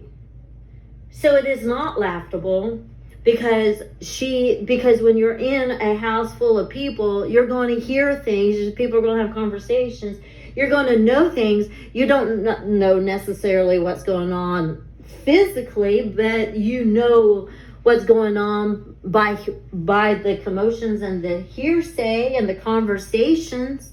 And I'm pretty sure he was defending himself. I mean, any man that's been accused of such a heinous act and been put in that position is going to defend himself. He's going to explain himself. He doesn't want anyone to believe that these things are true. So he's going to give his explanations, and he's going to show his position and where he was at and what was going on. So they had to hear both sides of the story, and then they had to come to a decision and a conclusion of the matter. But they didn't like the conclusion. They didn't like what Joni and Marcus came up with. They didn't see it being anything but an innocent circumstance, a bad place at a bad time. It was vulnerable, but it wasn't criminal. Yes. I'm so sorry. I know this is hard to No, it's recount. okay. I'm in shock. I did turn it on to listen to a little bit because it's too important. Does she not realize she's going to stand before Jesus? Jesus. Oh my gosh. And yes, and you are too going to stand before God, and you're going to be judged for everything that you say and everything that you do. And if you got this wrong and you're pointing the finger at someone that is innocent, and you're creating something out of the imagination of your own mind, and you're lying, you are going to be held accountable too. So don't point the finger. Point the finger at yourself. You better make sure you got your story straight, and you better make sure that you're pointing to the right person, and you're doing things in according to the will of the God, and in the framework of God's word, and instead of going on your own inclinations and the own imagination of your own heart, because you have an agenda. See, let's expose that. It's traumatic, I'm sure. Unbelievably so. But let me just break this down. She starts out on the main floor, right? Because Joni's overhearing a conversation between Pete and Israel on that first floor, your son. So she's on that main floor, supposedly. Tell me who was where at the beginning of this incident? So I was in the main area because Jonathan and our room was over there on that first floor. There's a basement below where Marcus and Joni were. There's a game room area down there, and that's where they were. So we finished breakfast, and Pete had the baby. Again, we protect. My heart is to always protect the identity of a baby or a child that does not need to be mentioned. Obviously, they took that, and I thought they'd be happy, but it's okay. This innocent. Yes, you took a pivotal detail out of the equation. But I want to make a remark. They did not want you to know that this man had a baby in his arm, because they didn't want you to believe that he was an upstanding man, that he had a good reputation, that he was a father, a provider, a protector. They didn't want to put in your mind anything that is good. Nothing good. That he is honorable, and he is very proactive with his kids. So we don't want you to say, oh, he had a baby in his arm, because it puts him in a different light. See, we got to bring a dark light. They want to make sure that they stay in the good light and he stays in the bad light. Breakfast, and Pete had the baby. Again, we protect. My heart is to always protect the identity of a baby or a child that does not need to be mentioned. Obviously, they took that, and I thought they'd be happy, but it's okay. This innocent little life was there in one arm, and he was doing something in the kitchen, and I was talking to my daughter. And she said, Mommy, I want to go swim. And I said, okay, go upstairs, put on your swimsuit, come back to mommy. And the second I said that, I mean, his eyes just kind of got big and he goes, ah. And he started to follow her. Yes, that baby was right there and he just started to follow. The baby was a non-factor. The baby was not fussy. And let me pause right there. Where is your son? 3rd floor, in his bunk, minding his own business. So he was not on the main floor having any conversation about City View, Beach View, which the City View is a street, right? There's no view. It was one little road. That was our view. One little road. There was nothing. They have to come up with colorful words. Fussy baby, city view, beach view. None of those things. The truth is so simple. He saw her, he goes, ah, and he started to follow her up. And I felt such panic in her eyes because I just knew if it was me stopping it, they'd be like, Suzy, look what you're doing again. And that's what, today they have to admit that he was caught in that room because of Jonathan's crazy reaction, like very strong. But all I can do is tell the truth before God. He followed her up there. Panic set in my heart. And I told Jonathan and he ran. Joni and Marcus were in the basement. They heard nothing. There was no conversation. My son did not invite him up there. My son was not there. And Jonathan is on which floor? I'm on the 1st floor in our room. So our room is just on the other side of the kitchen. I was brushing my teeth when Suzy came. She said, hey, Pete is falling. So I dropped my toothbrush. I ran up to the 3rd floor and I got up there. The first thing I noticed is I lock eyes on my daughter. She doesn't have any clothes on. And so immediately I start screaming, what are you doing to Pete? What is Pete doing? They're saying he's looking out the window in some of these. Pete is by the window. Whenever I started to scream, obviously my eyes initially locked with. So I screamed, what are you doing? And he immediately goes to saying, I'm so sorry. At least 50 times. So he was not next to, he didn't have his hands on her. So this entire time that this is happening, your mother is in the basement. She's describing events that are happening on the main floor, which is how peculiar it is when Suzy comes to get you, Jonathan. And then when she's describing things that happen in the room, that's where Pete is, your daughter is. She's not even there. So she doesn't know if Pete's looking out the window or not looking out the window because she's not even there. She's 2 floors away. But so obviously Jonathan doesn't know either if he was looking out the window. He said he was by the window.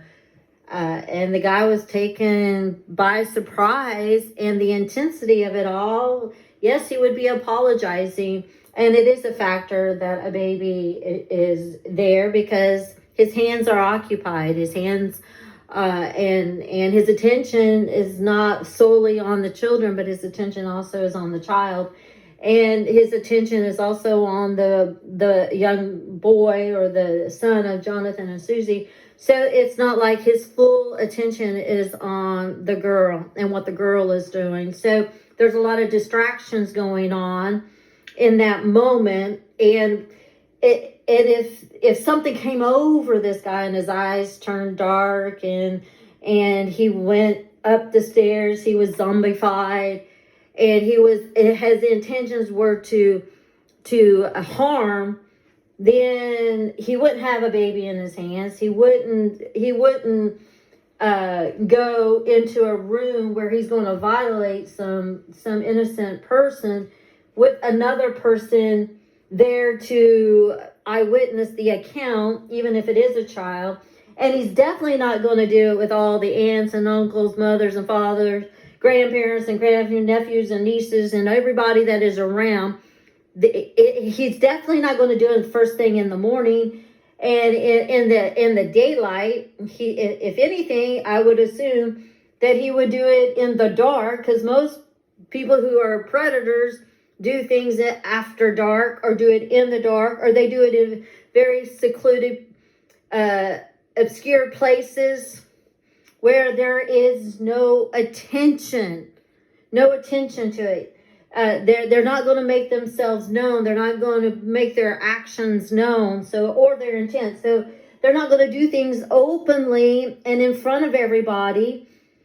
They're going to be more careful and how they do things, because they're not going to want to get caught. So, I mean, that's just self-explanatory.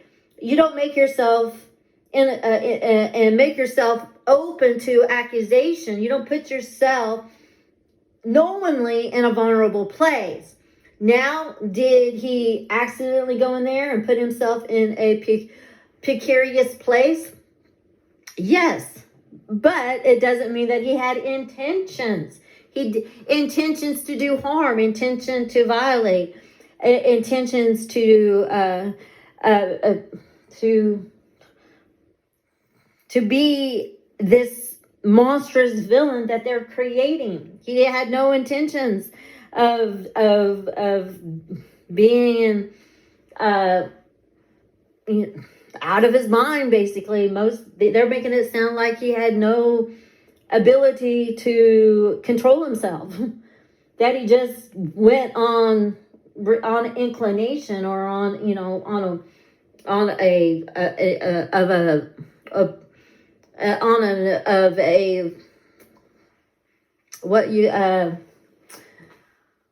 the notion of a demonic force that was taking him over mentally and physically, and he was just moving within this demonic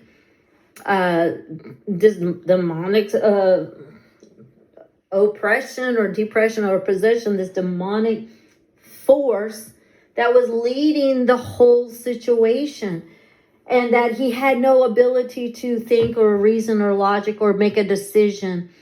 That's not how the demonic activity works. You are pretty much engaged. You decide.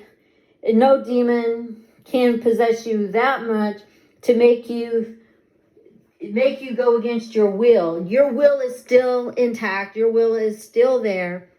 So it's all spiritualizing everything. So and that kind of mutters the water. It kind of clouds the view, because everybody's thinking on a spiritual level when it's actually a physical thing. We're not dealing with spiritual matters. Yes, we do as believers deal with principalities and powers and rulers and demonic forces. But when we are dealing with the physical realm, we have to be responsive to the things in the physical and what are happening in the physical and how the physical works. We can't spiritualize everything and make it a demonic problem.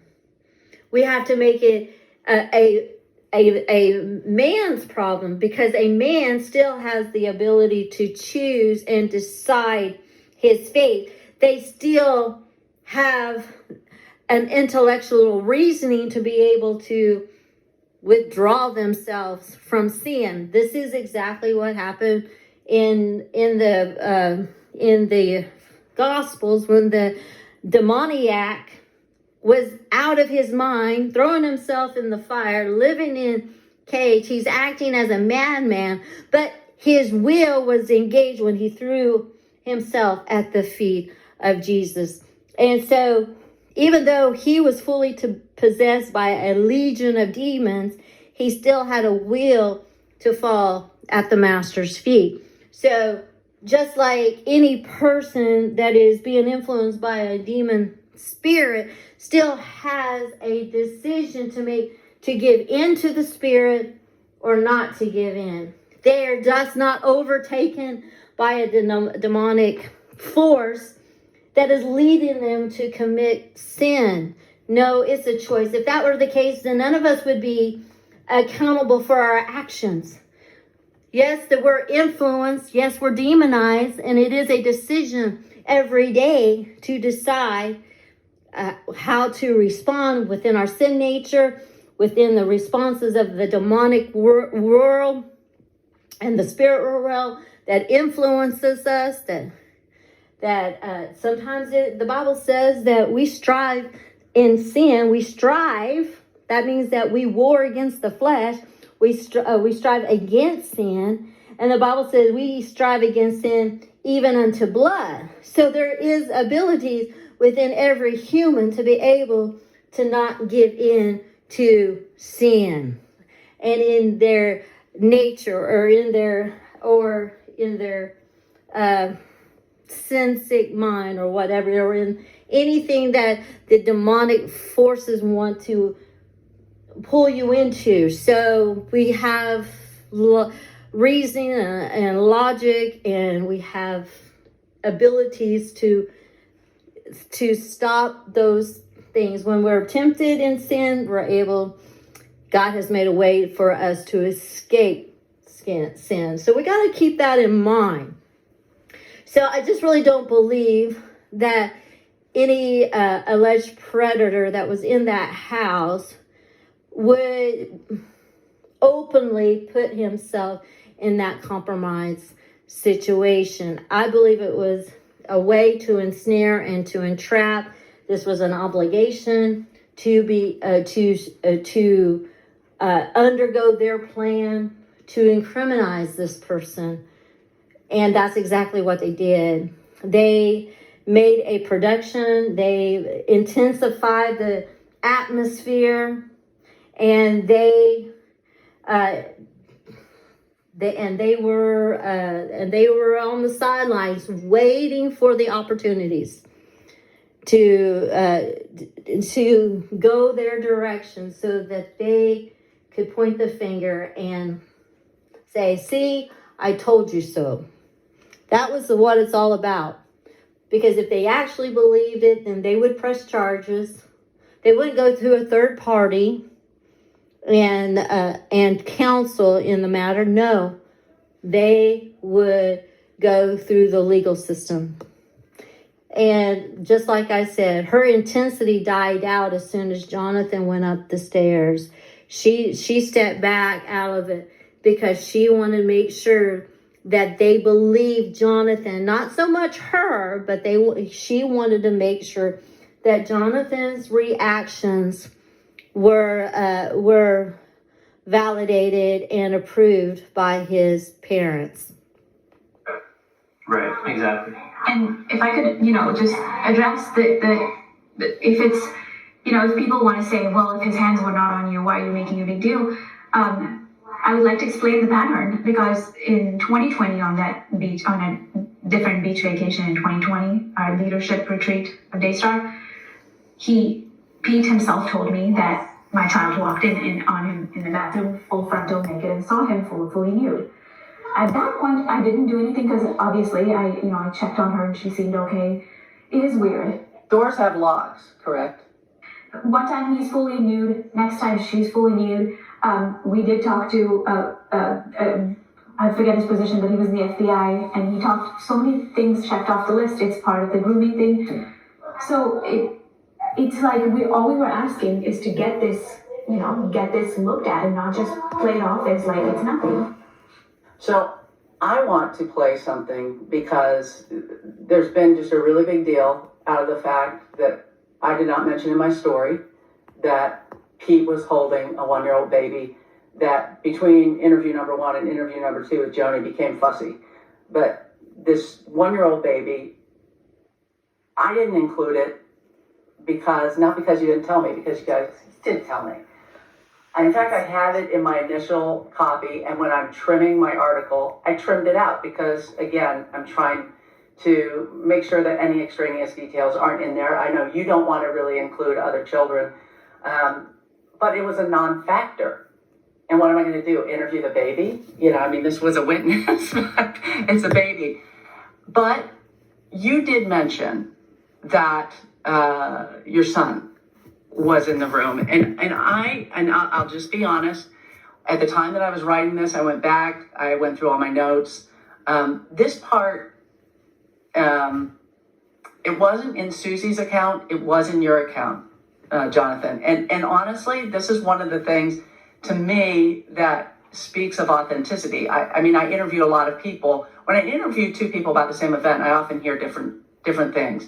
And we have that in the gospel accounts. Matthew, Mark, Luke, and John sometimes have different accounts of the same thing, and they mention different things. And actually, that's as I understand, and as I work, it's been my experience that that's actually a sign of authenticity, that you didn't get together to try to put together a story, but you're telling a story. But again, you did mention it, and I just want to play the audio from our interview. I'm pulling it. This is what you told me months before I reported my story. So you were not hiding a thing. So here it is. So it's her bedroom, and it's just the two of them in there? Yeah, it was, had his son in his arms whenever Suzy had told her to go up to change into her swimsuit. While he had his son in his hands. And then And his son's how old at this point? He's the baby, right? Less than a year. Okay. Or maybe a year. What, year or less than a year? Israel was up there too. Israel and his son. So, Did know, Israel ever say anything about what happened? Yeah, I don't think he was really paying attention, or I don't know if what he remembers exactly. He was pretty young, right? I mean, how old is he? He's actually home right now. He remembers it, but not totally doesn't remember that much about it. So I guess that was a little over 3 years ago now. And how old would he have been then? He would have been 8.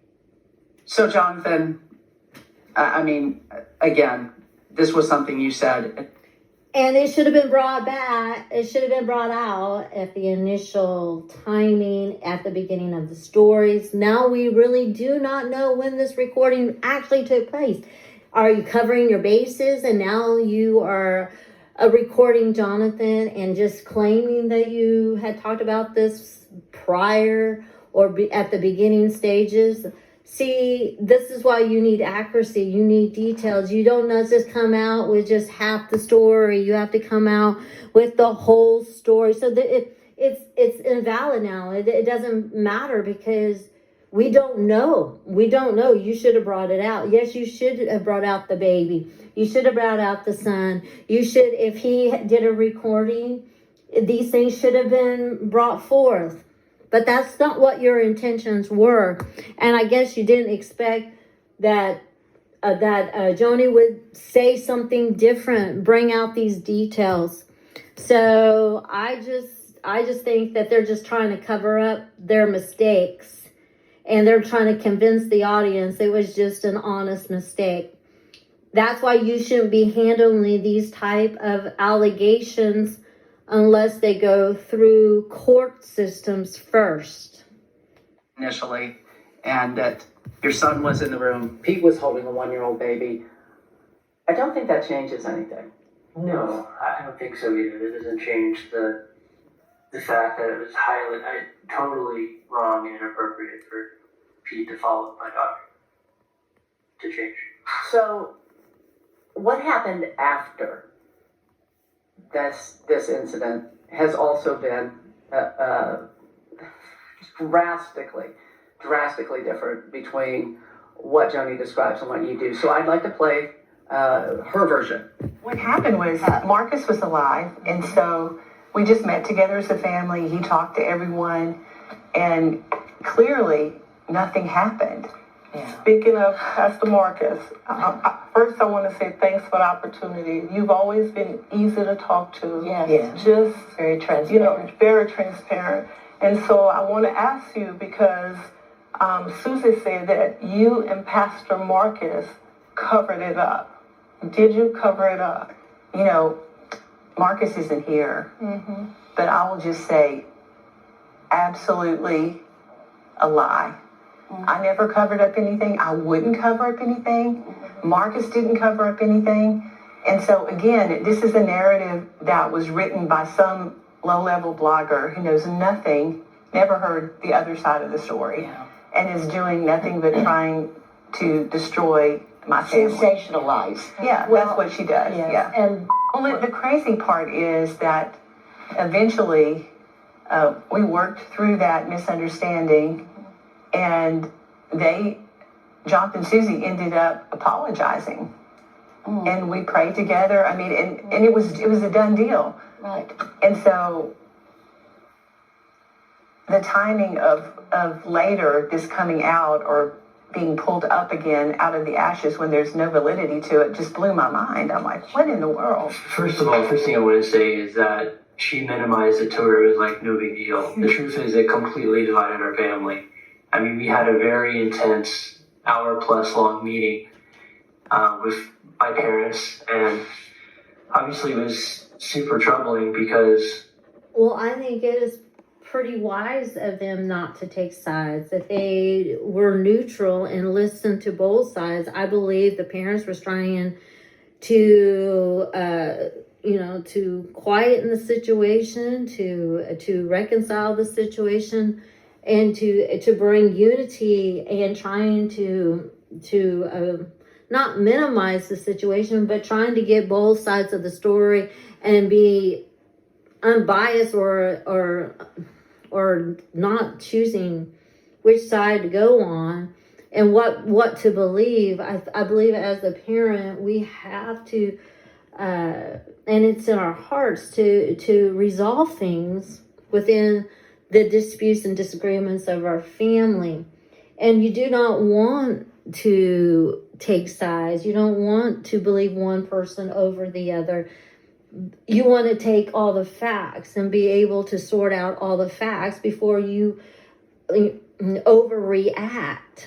And that's just good wisdom. That's just good wisdom, because the child was not harmed at that moment. The child was in an indisposed position, but she was not harmed, and there was no trauma to the child. The child probably was very unaware what was going on. So this is why making this more than what it is. Let's get the facts. Let's resolve the issue. So basically calling a third party counselor was to bring reconciliation, to bring unity, to change the mind, to make them see it from a counselor's point of view, and being able to dissolve this allegation. If they didn't see there was an offense, and there was no offense taken at the beach, the child wasn't harmed, then we must take in consideration that they were trying to bring unity. They were trying to bring reconciliation. They were trying to resolve it. They were trying to combat all the dramatic and dramatized events that were just taking place. You're on a family vacation. This is a place where you're to enjoy yourself, have a good time, spend time one with the other, and to love on each other, and just enjoy the atmosphere, and enjoy the company, enjoy the family. And I believe that was the heart of Marcus and Joni, is to bring in this unity and relationship and reconciling it all. And now they had to choose sides. Now they were in a predicament that made them feel like they have to choose one side or the other, and they were not sure in which side or what to believe, because there were just so much chaos going on. My father immediately declared Pete to be innocent and didn't even listen to me or Susie's concerns. He just said, I've been falsely accused before, I know what that feels like. And so again, he just went into protect and damage control mode. And, but yeah, we were completely divided as a family for, several weeks. Yeah, so she's acting like it was not a big deal. When Jonathan came down the stairs and Pete was behind, Pete was shivering, shaking. I really feel like Pete was so vulnerable. And it was me and Rebecca, JW, we were out by the patio, and we were terrified. We had never seen Jonathan like this. So we go right down to the basement, and it was one of the most shocking moments of my life, because we go down to the basement. I was expecting, Marcus and Joni to say, whoa, okay, tell us your side, let's get to, that's what I expected. Right. But it wasn't. No. It was immediate. I declare he innocent. And I remember the strength in my, like, just leaving my body, like, what is happening? Yeah. We felt so helpless. Yeah. We were made to sit down. So such a traumatic time, and for them to have no empathy. And It doesn't matter if Joni declared him innocent, or they didn't receive your testimony or your concerns. If you believe that he was somehow the alleged predator, then it was your responsibility to go to the police and bring up the suspicions. It's not for them to approve or affirm. They weren't there, like you said. They were not in the room. There was no crime scene. There was no crime scene. There was no harm to the child. We cannot know the mind or the intent. No one is giving details, face expressions, sight lines, time stamps, time frames. No one's telling all the story. They know the story and you know the story, but you're making and sensationalizing the whole story for your audience to receive you as being truthful, and you're leaving out a lot of details. There was no offense that took place there. That's why you can't call the police. That's why you can't accuse him legally. You can only just accuse him publicly. And that's where the disgrace is. That's where the evil is, the wickedness of it all, because you're accusing them without going through the frameworks of the law, only on suspicion. So them trying to resolve the matter in the middle of a vacation and bringing down all the heightened emotion and all the uproar that just took place is what parents do. That's what parents do. They want unity. They want your children to grow in a strong relationship with one another. But as siblings get older, as spouses get in the equation, as spouses come in, as people separate into their own families, and people's minds change, the trajectories of their lives change, it's really hard to bring them into an umbrella of unity over just one sect of the family. There is going to be dissension. There is going to be division. There is going to be disagreements and arguments. So, and not everyone's going to get along. So, but it doesn't mean that there was a violation there. It doesn't mean that. And it doesn't mean that they minimized it. It just means that they didn't see it. They didn't see it. They didn't feel pressed to accuse somebody that they themselves didn't feel like it was a valid accusation. Just to completely dismiss it as nothing. Well, because so before this vacation, to give people a little more context, a lot of other things have been happening at Daystar where a child was scared. Yeah. He would enter the room and she would just hide and shake, and other family members told me he was kissing her when I was in there, and she was terrified. So a lot of incidents were building up to where I finally, when I was alone with Miss Denise Boggs, got to confide in her. And she said, "Oh wow, this is looking this way. I know you don't want to go there, put your mind there, because you could, you're taking the weight of this family. Right. But I remember that conversation, but we have to talk about some things." Right.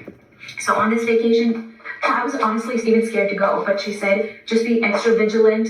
For people who wonder why we would allow our child on the third floor while we're on the first floor, it was a pattern. Every year on vacation, the girls wanted beachfront rooms. But the pattern changed. See, when there's a violation, there's disassociation. Patterns change. You've got to put boundaries around the children. You got to put protection around anything that you assume is happening. That is what a parent does. And I believe Miss Boggs was called in after this incident not prior to the incidents, but I could be wrong. But with me gathering all the information, she was called in after it to resolve it, to counsel, to bring clarity to the situation, to counsel everyone in a way that was godly, that everyone would have an outside third party that would be able to give their thoughts on the matter and then come up with their own conclusion of the matter. That's what she was there for. I don't believe she was really there to investigate as much as she was hired to bring resolution. That's what she was there for. But they wanted an investigation, and her bringing in that forensic investigator was done to incriminate this man, to get him to confess or put him in a compromised position where they can misconstrue his testimony. This is wrong because it's illegal, because he has the rights to have representation. Doesn't make him guilty. He has the right to have an attorney, and he can afford attorney. So he needed to be able to protect himself, so nobody could take his defense and twist it to their advantage. So they're not being fair. It wasn't right for this forensic counselor. She's out of jurisdiction. She was hired to incriminate, to bring this disgrace, and to firmly point the finger at their suspicions, because the crime scene didn't happen there at Daystar. It didn't happen at the beach house. It happened allegedly by the daughter's confession at the school. So, and that's the narrative you have to go with. That's the starting point, not somewhere that you think, just because he's, like I said, she's rejecting this individual doesn't mean he's guilty. Doesn't mean anything. Kids are cynical. They choose if they like you today and not like you tomorrow. And a lot of girls don't like hugs and kisses by a male. I mean, they get squeamish and they don't like it. I mean, that's natural behavior.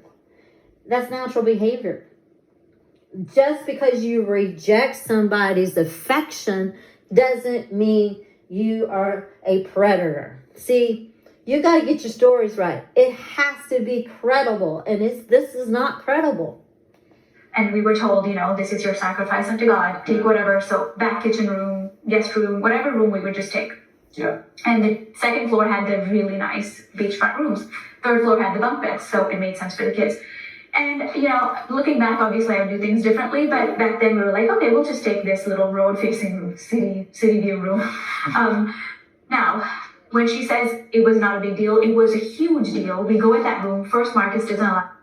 They keep making fun of the city view. I've been at beach houses too. I've been to Florida, different places, and they do have usually a street where there's merchandise. And in big cities, there probably is some light, nighttime light. So, I mean, not every window is pointing to the beach. Not every window. Some windows are pointing and showing other places. So, obviously, it doesn't matter if he saw a city or he just saw a couple of shops. And if they want to describe it as the downtown city, the metroplex, or the districts of where the merchandises are being sold, it really doesn't matter. That's so irrelevant. He definitely didn't have a beach view. He had another view. So what? Because every window is not facing It's not beachfront. It's not facing the beach. So he had a different view. He had a street view. It doesn't matter. Kids can come up with whatever they feel like they want to describe it.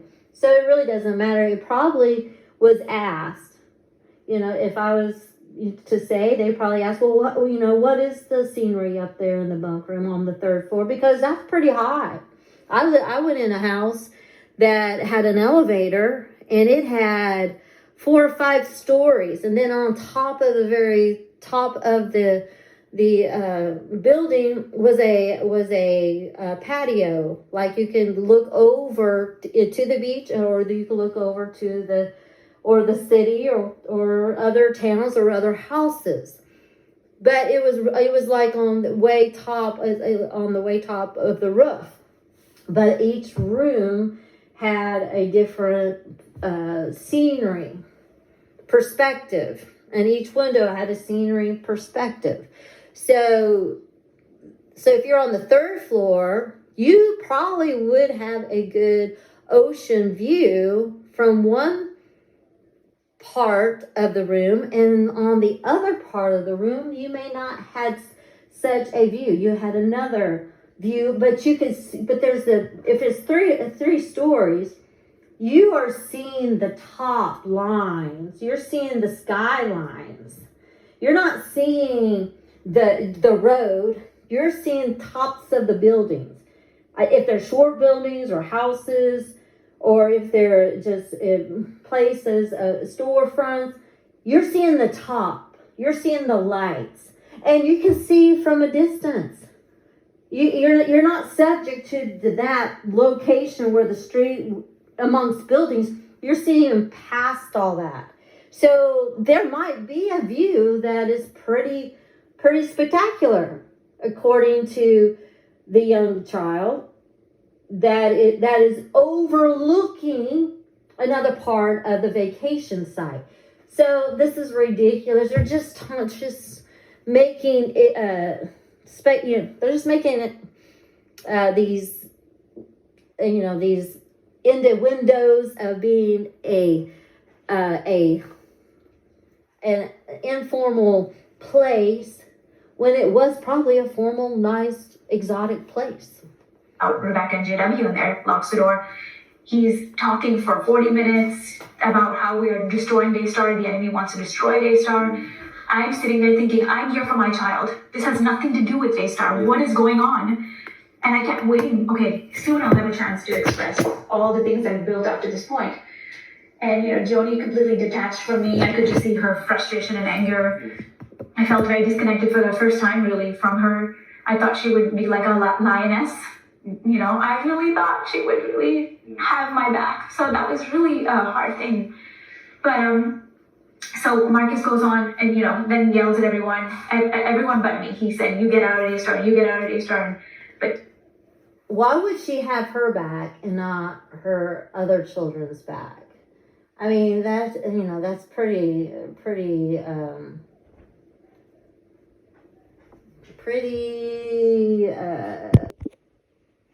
it's pretty unusual to think that she somehow is special and she's the preferred one. So, and she is somehow got this place with Joni that in this relationship with Joni that somehow is more tight knit than her own children.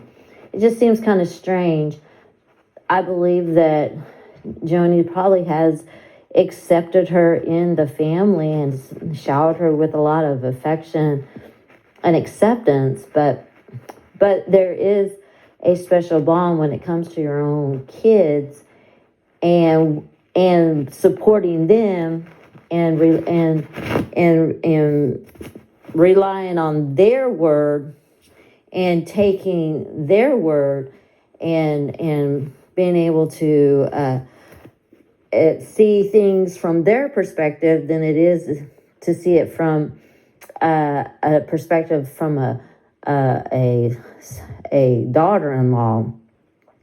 So I also want to address the incident in the bathroom where the alleged suspect exposed the young girl. She walked on him while he was using the restroom. And then, we have to look at this in the same manner. Was it intentionally done? Was it something that he did purposely to keep the door unlocked so that would happen? Again, when you're in a family, multiple families living in one place, staying under one roof, accidents do happen. Things happen that are out of your control. Sometimes we get distracted. Sometimes we forget to lock the door behind us. We're in a rush. There's a lot going on. So, and the kids just barge in. They just own the place when they are in the mix of other kids, and if they're out of their environment. But most of the time, they just intrude in every place of your life. So they walk in the bathrooms. They don't have a conscious awareness to know proper ethics and proper way of knocking on the door before entering in. So sometimes they forget. Sometimes they have to be reminded and told, and to use courtesy, common courtesy, and respect. Again, I think they're making more out of things than what they are. In my opinion, they are adamant to destroy and slander this man and malign him and point the finger and set a case against him in a way that is incriminating and disgraceful and humiliating him in a way that is just reprehensible. They must not understand spiritual abuse and how it works. When you're in this system, breaking free of a system like this, I mean, it's like, in some ways, it's a lot like the wife who's abused, who they say will come back 7 times after leaving. It takes 7 times on average for that woman to finally leave. And so, I mean, if they're using those sorts of things to say, well, you came back and you said nice things, well, so does the abused wife. I mean, it's actually pattern. It's very, very typical. You don't just after one thing, you're done. I mean, it's rare that someone, especially if you've grown up, again, it's not like you came into this system, partway through life. You grew up in it. And so, it's very, very hard to break free. And not only are we all family, but we all work together. We're in the same building during work hours. And, have to get along. My mother and father basically preached into it. It's like family unity is like on the level of like godliness almost. Like you just got to have family unity above everything else. So with that, it's like you could put behind whatever concerns or struggles you might have, and you just have to work towards unity because that's what God would want. Well, and then the next day, Joni declared that God told her, correct? Yes. At breakfast, she just said it, and I was in absolute shock because I said if God was going to say anything to anyone, it would be me. I've been on my face before God. I have been on my face. And what did she say exactly? She said God told her that. She said, I prayed and I asked God, this is something I really need to know, and He told me, nope, he's innocent. Yeah. Pete is innocent. And then Marcus did, yay, everything we can move on to good times again. And that sat very badly with my heart because this is another thing, I don't know if I mentioned this to anyone or not, but a pastor's wife that I hadn't talked to in many, many years, she texted me that very morning after that saying, all the women of our church got together for a prayer morning. Oh, yeah. Yeah, they don't know our children or anything. And she said, we all felt in our heart to pray for your daughter. And she said her name. And completely out of the blue. I was like in shock. I showed Jonathan the text and I was like, God is with us. We're not alone. God is with us. And that was like God saying, like, I see it. I'm with you. I'm with you. Yeah. And I would love to later as you lead, I'd love to get to the part of, because she mentioned, it's so random that we're bringing it up now and that you're sensationalizing things. We have a very clear answer as to why this has come up now. So what's interesting is that this whole idea of going to Denise, when Joni talks about it with Marcus Rogers, she said that you guys went there for counseling. So I want to play that and then talk about that and why you really went there. And then after that vacation, we decided that it'd just be good to let everyone maybe go and have some counseling to make sure we're good. And so actually both couples did that, just to, you know, if you can put an end to it and make sure everything was covered. And so they did that and got a good report, and that was the end of it. It was just kind of a crazy thing. She's calling this counseling here. I want to read, this is Daystar's initial statement on November 19th. There was an internal investigation about the matter you referenced when it was first raised at a family retreat in 2021, which concluded with no wrongdoing found nor evidence provided that corroborated the allegation, according to their statement. So the first statement from Daystar was that there was an investigation. Now we're hearing Joni say there was counseling, that you went, and it was all good afterwards. So what really? It's still not their responsibility to do an internal investigation. It didn't happen at a Daystar, and it was something that should be addressed through an outside source to the proper authorities, not to do an investigation on the basis of proving someone wrong. If they were doing any kind of counseling, which I believe it was counseling, I believe that they were trying to resolve the matter and bring unity, just like Jonathan said. You know, it is in their minds that unity is key in a family, and especially if you're in a family business, family-run business. There must be unity. If there's division, then there is going to be division in the company. And, you know, the Bible says a house divided cannot stand. That means, or a kingdom, or a dynasty, or a corporation, if there's a division. And because of the three children having a part of this inheritance, there's got to be unity amongst them three.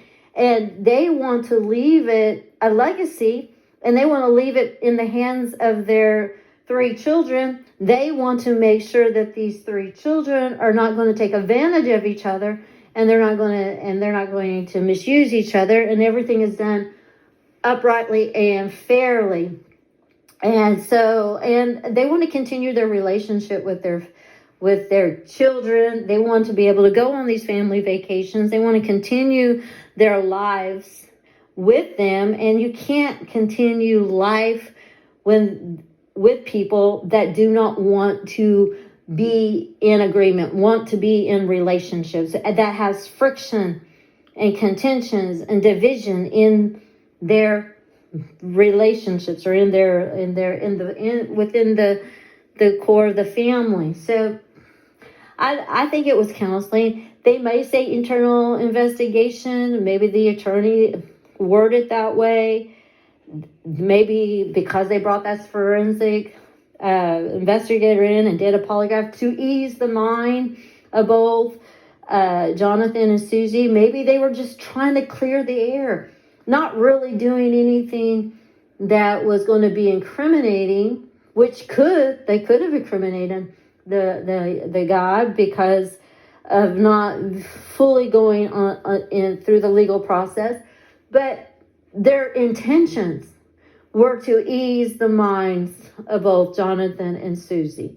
This is what I feel like. They were trying to prove them false, and to stop this insatiable desire and need to point the finger at this alleged suspect. I believe they were trying to resolve the matter, and they were doing whatever they could to resolve it, because they didn't see anything that was incriminating.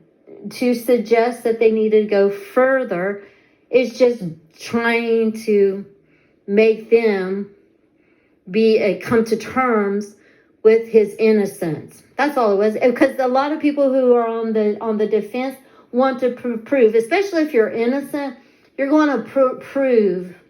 You want to approve your good behavior. You're on the defense. You're on the defense. So you're about trying to approve yourself, to explain your position, trying to remove the stigma, remove all the negative connotations that go surrounding this. It's heinous. It's corrupt. It's evil. And people look down on you. This is why it's a social execution. I mean, it's a social rejection. Once that gets into the minds of people become fearful. They become alienated from you. You just don't want to open yourself up. You have suspicion. You have doubt, so this guy and this family is now on their guard. Now they have to prove themselves to be innocent. See, you've already found him guilty without going through the framework of the legal system, but you found him guilty. Now he's on the defense trying to prove himself innocent, and every step that has been taken has been denied by both Jonathan and Suzy, because they're going with this, man. They're going full force with this. This is the attitude. Because it can't be credible, because there's no arrest. There has been no trial. There has been no conviction, and there has been no legally labeling this alleged man, as a sex offender or a pedophile. But in the minds of every person that you've talked to, every person that you have gone to conversation with, they believe your story to be true, and they have socially rejected this individual on the basis of your words and not on legal ground. So what really happened is they told us to go to meet with Miss Denise, me, Suzy, and our kids. We went up there. Denise Boggs from Living Waters. Our family counselor. And that's where she met with us all, heard the whole story, shared her concerns, and then she said, okay, I need to bring in this forensic counselor. Just to go through rigorous scrutiny and be humiliated. Can't say it enough. Humiliation, a degradation, be made known as and being told and being thought about as a sex deviant in front of all these counselors and all these investigator counselors and people, be made known to them without proof, without going through the Lord, and people already taking a position and be made to be a deviant. See, this is unfair. This is very unfair. So she's great at her job. She brought her in. Our daughter, she wasn't really speaking too much, but she did trigger some things that caused Debbie to think that Pete, is... It doesn't matter. She didn't name a name. She didn't name a name. She suspected that she was violated, but it doesn't say he violated. That's your assumption. That is your suspicion. That is you deciding who the villain is, not the daughter. And you are making suggestions and putting thoughts in people's head and making them come up with a conclusion which is a biased opinion. This is why you don't take it in the inner circles, people that you know. You take it outside of all of your friends and close associates. No, you take it outside. Let them decide. Not a friend of the family. No. It's violating all ethics. All ethics. Moral ethics, in my opinion. And It's looking like he needs to really be interviewed and go through the hard questions to determine, his guilt. I remember she did like a moral ethics and professional ethics, believe me. Because if they're professionals, they would point the direction and say, hey, I'm too close to the family and I can't take this case. I can't take it. It has to go somewhere that is not easily influenced or knows things about the family that may have feelings one way or the other. It has to be put in another person's hands, another counselor, another psychologist. Let them evaluate. That's why she probably brought in that forensic guy, because she couldn't make a proper assessment. A clear-cut assessment. And so she thought if she brought somebody in there, that maybe she could make the assessment and make the determination, but she was still out of line. She's still out of line. It's not professional. It should have went to somebody that didn't even know the family, that she didn't have any involvement with. drawing. That was one of the big She did troubles. drawings, but she was most importantly, she was terrified. She was hiding under chairs. Yeah. The behavior was really sad. And Debbie, remember telling me, saying, I can't even interview this child, but clearly this child has been through. Clearly had the sign of someone that had been abused. Yeah. And so the child is suppressing the memory, and she's not wanting to talk about it, so don't force it. Let it come out naturally. Don't make things happen, and don't put them in that compromise and uncomfortable situation. Just let things be. Justice sometimes takes time, and things that are suppressed, they will be revealed. They will come out eventually. But to get immediate justice is wrong. And taking justice in your own hands is wrong. On all levels, biblically and ethically, morally, professionally, whatever you want to say, it's wrong. And whose job is it to fight to the very end? Her parents. It's our job. We have to do this. And she made a very strong statement to me and Suzy. Yeah. And it was, so if I do this investigation into Pete and I find him to be guilty, will you do the right thing and prosecute? And we both emphatically said, yes, we will do the right thing and prosecute. And then that got back to Marcus somehow. And that's why that email came that we shouldn't be prosecution, judge, jury. But yeah, so Debbie was very clear. And this was not just counseling that this other couple went for.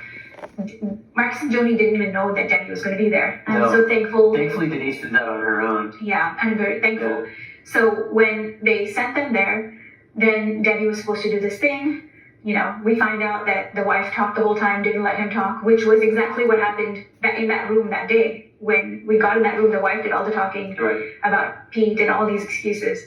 Pete sat there quiet. And so the same thing happened. And so but Debbie wasn't allowed to talk to us from that point anymore, and then Marcus took control and talked to Jonathan. Yeah, well, my parents told Denise they want to shut down the investigation and to not document anything else related to this, to shut it down. This is what they told Denise. So Denise told Debbie, hey, they're not going to do anything more on this issue. She can just... And that was the right thing to do, because this situation is not the responsibility of Joni and Marcus.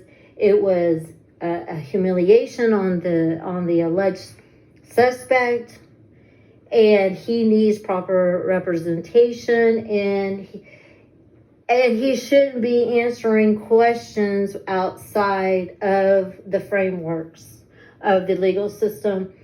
And so for them to demand an answer and justice is infringing on the rights of the alleged suspect, and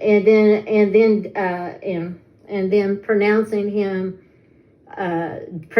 him guilty is not in their hands. It's not in their hands to do so. So this process that was happening, it's such a injustice on both sides, because they want the fight for their children, but they also want and create things to happen when they're not there, and they want to penalize this man in many levels without giving him a fair representation and a fair due process and a fair jury trial. And they are assaulting this man through social media and publicizing it.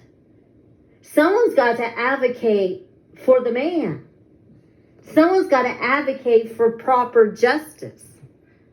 You don't get to satisfy your inclinations and your imaginations just due on your own suspicions and your own presumptions. You have to go through the legal systems and through the law.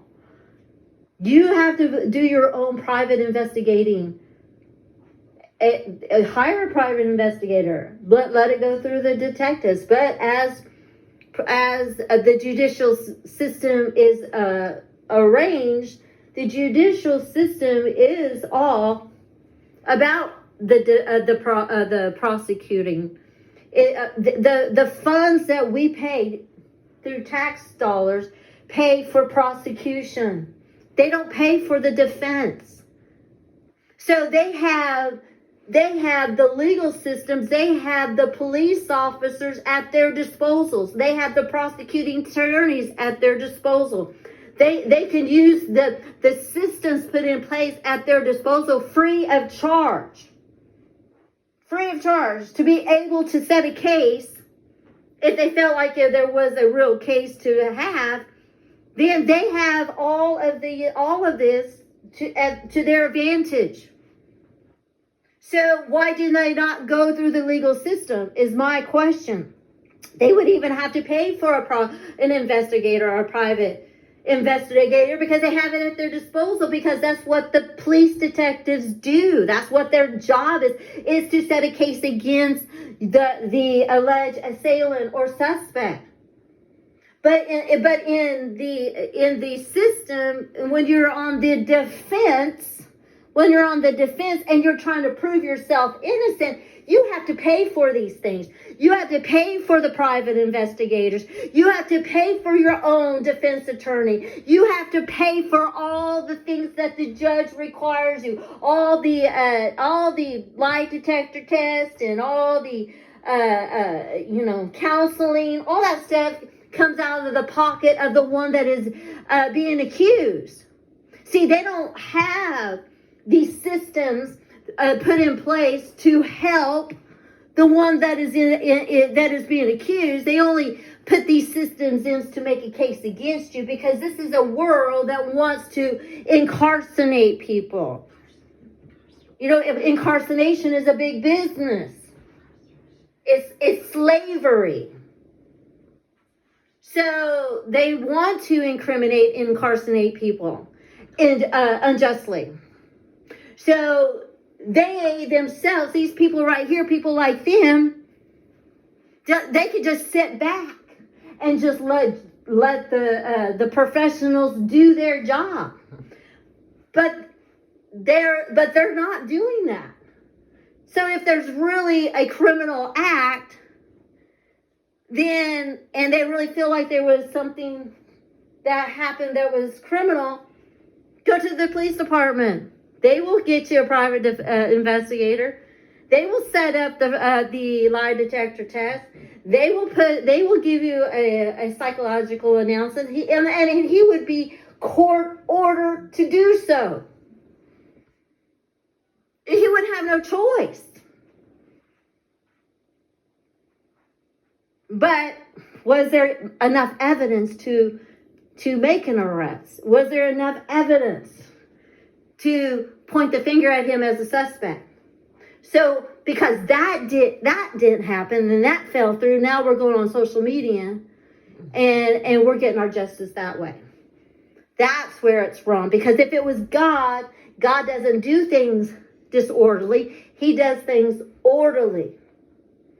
And he will go through the judicial systems to bring justice. And if this person needs to be penalized, they will be penalized through the system, sometimes just and unjust. But God doesn't go out of order or government systems. Out of the dignitaries, just like I said. There's proper authorities. And he will never go away from those systems that have been put in place for protection for both, especially for victims. They have this advantage. They have all the resources given to them through the state to help them. But they choose not to go that way. Why? That's the question. But I'm going to end. It's been long, and I'm going to end on that. I just want people to think about these things and really examine the truth about this, and really get a clear-cut understanding of how sinister and evil and nefarious this is, and how wrong it is. And we shouldn't just take it up and say, yeah, because it's faith-based, it's church, it's Christianity, and we want to slaughter all forms of Christianity.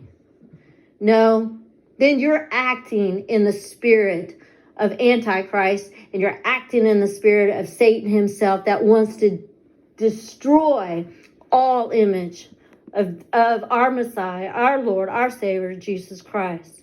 And he wants to bring shame to the body of Christ. And we should not stand for it. And then on that, in Jesus' name, amen.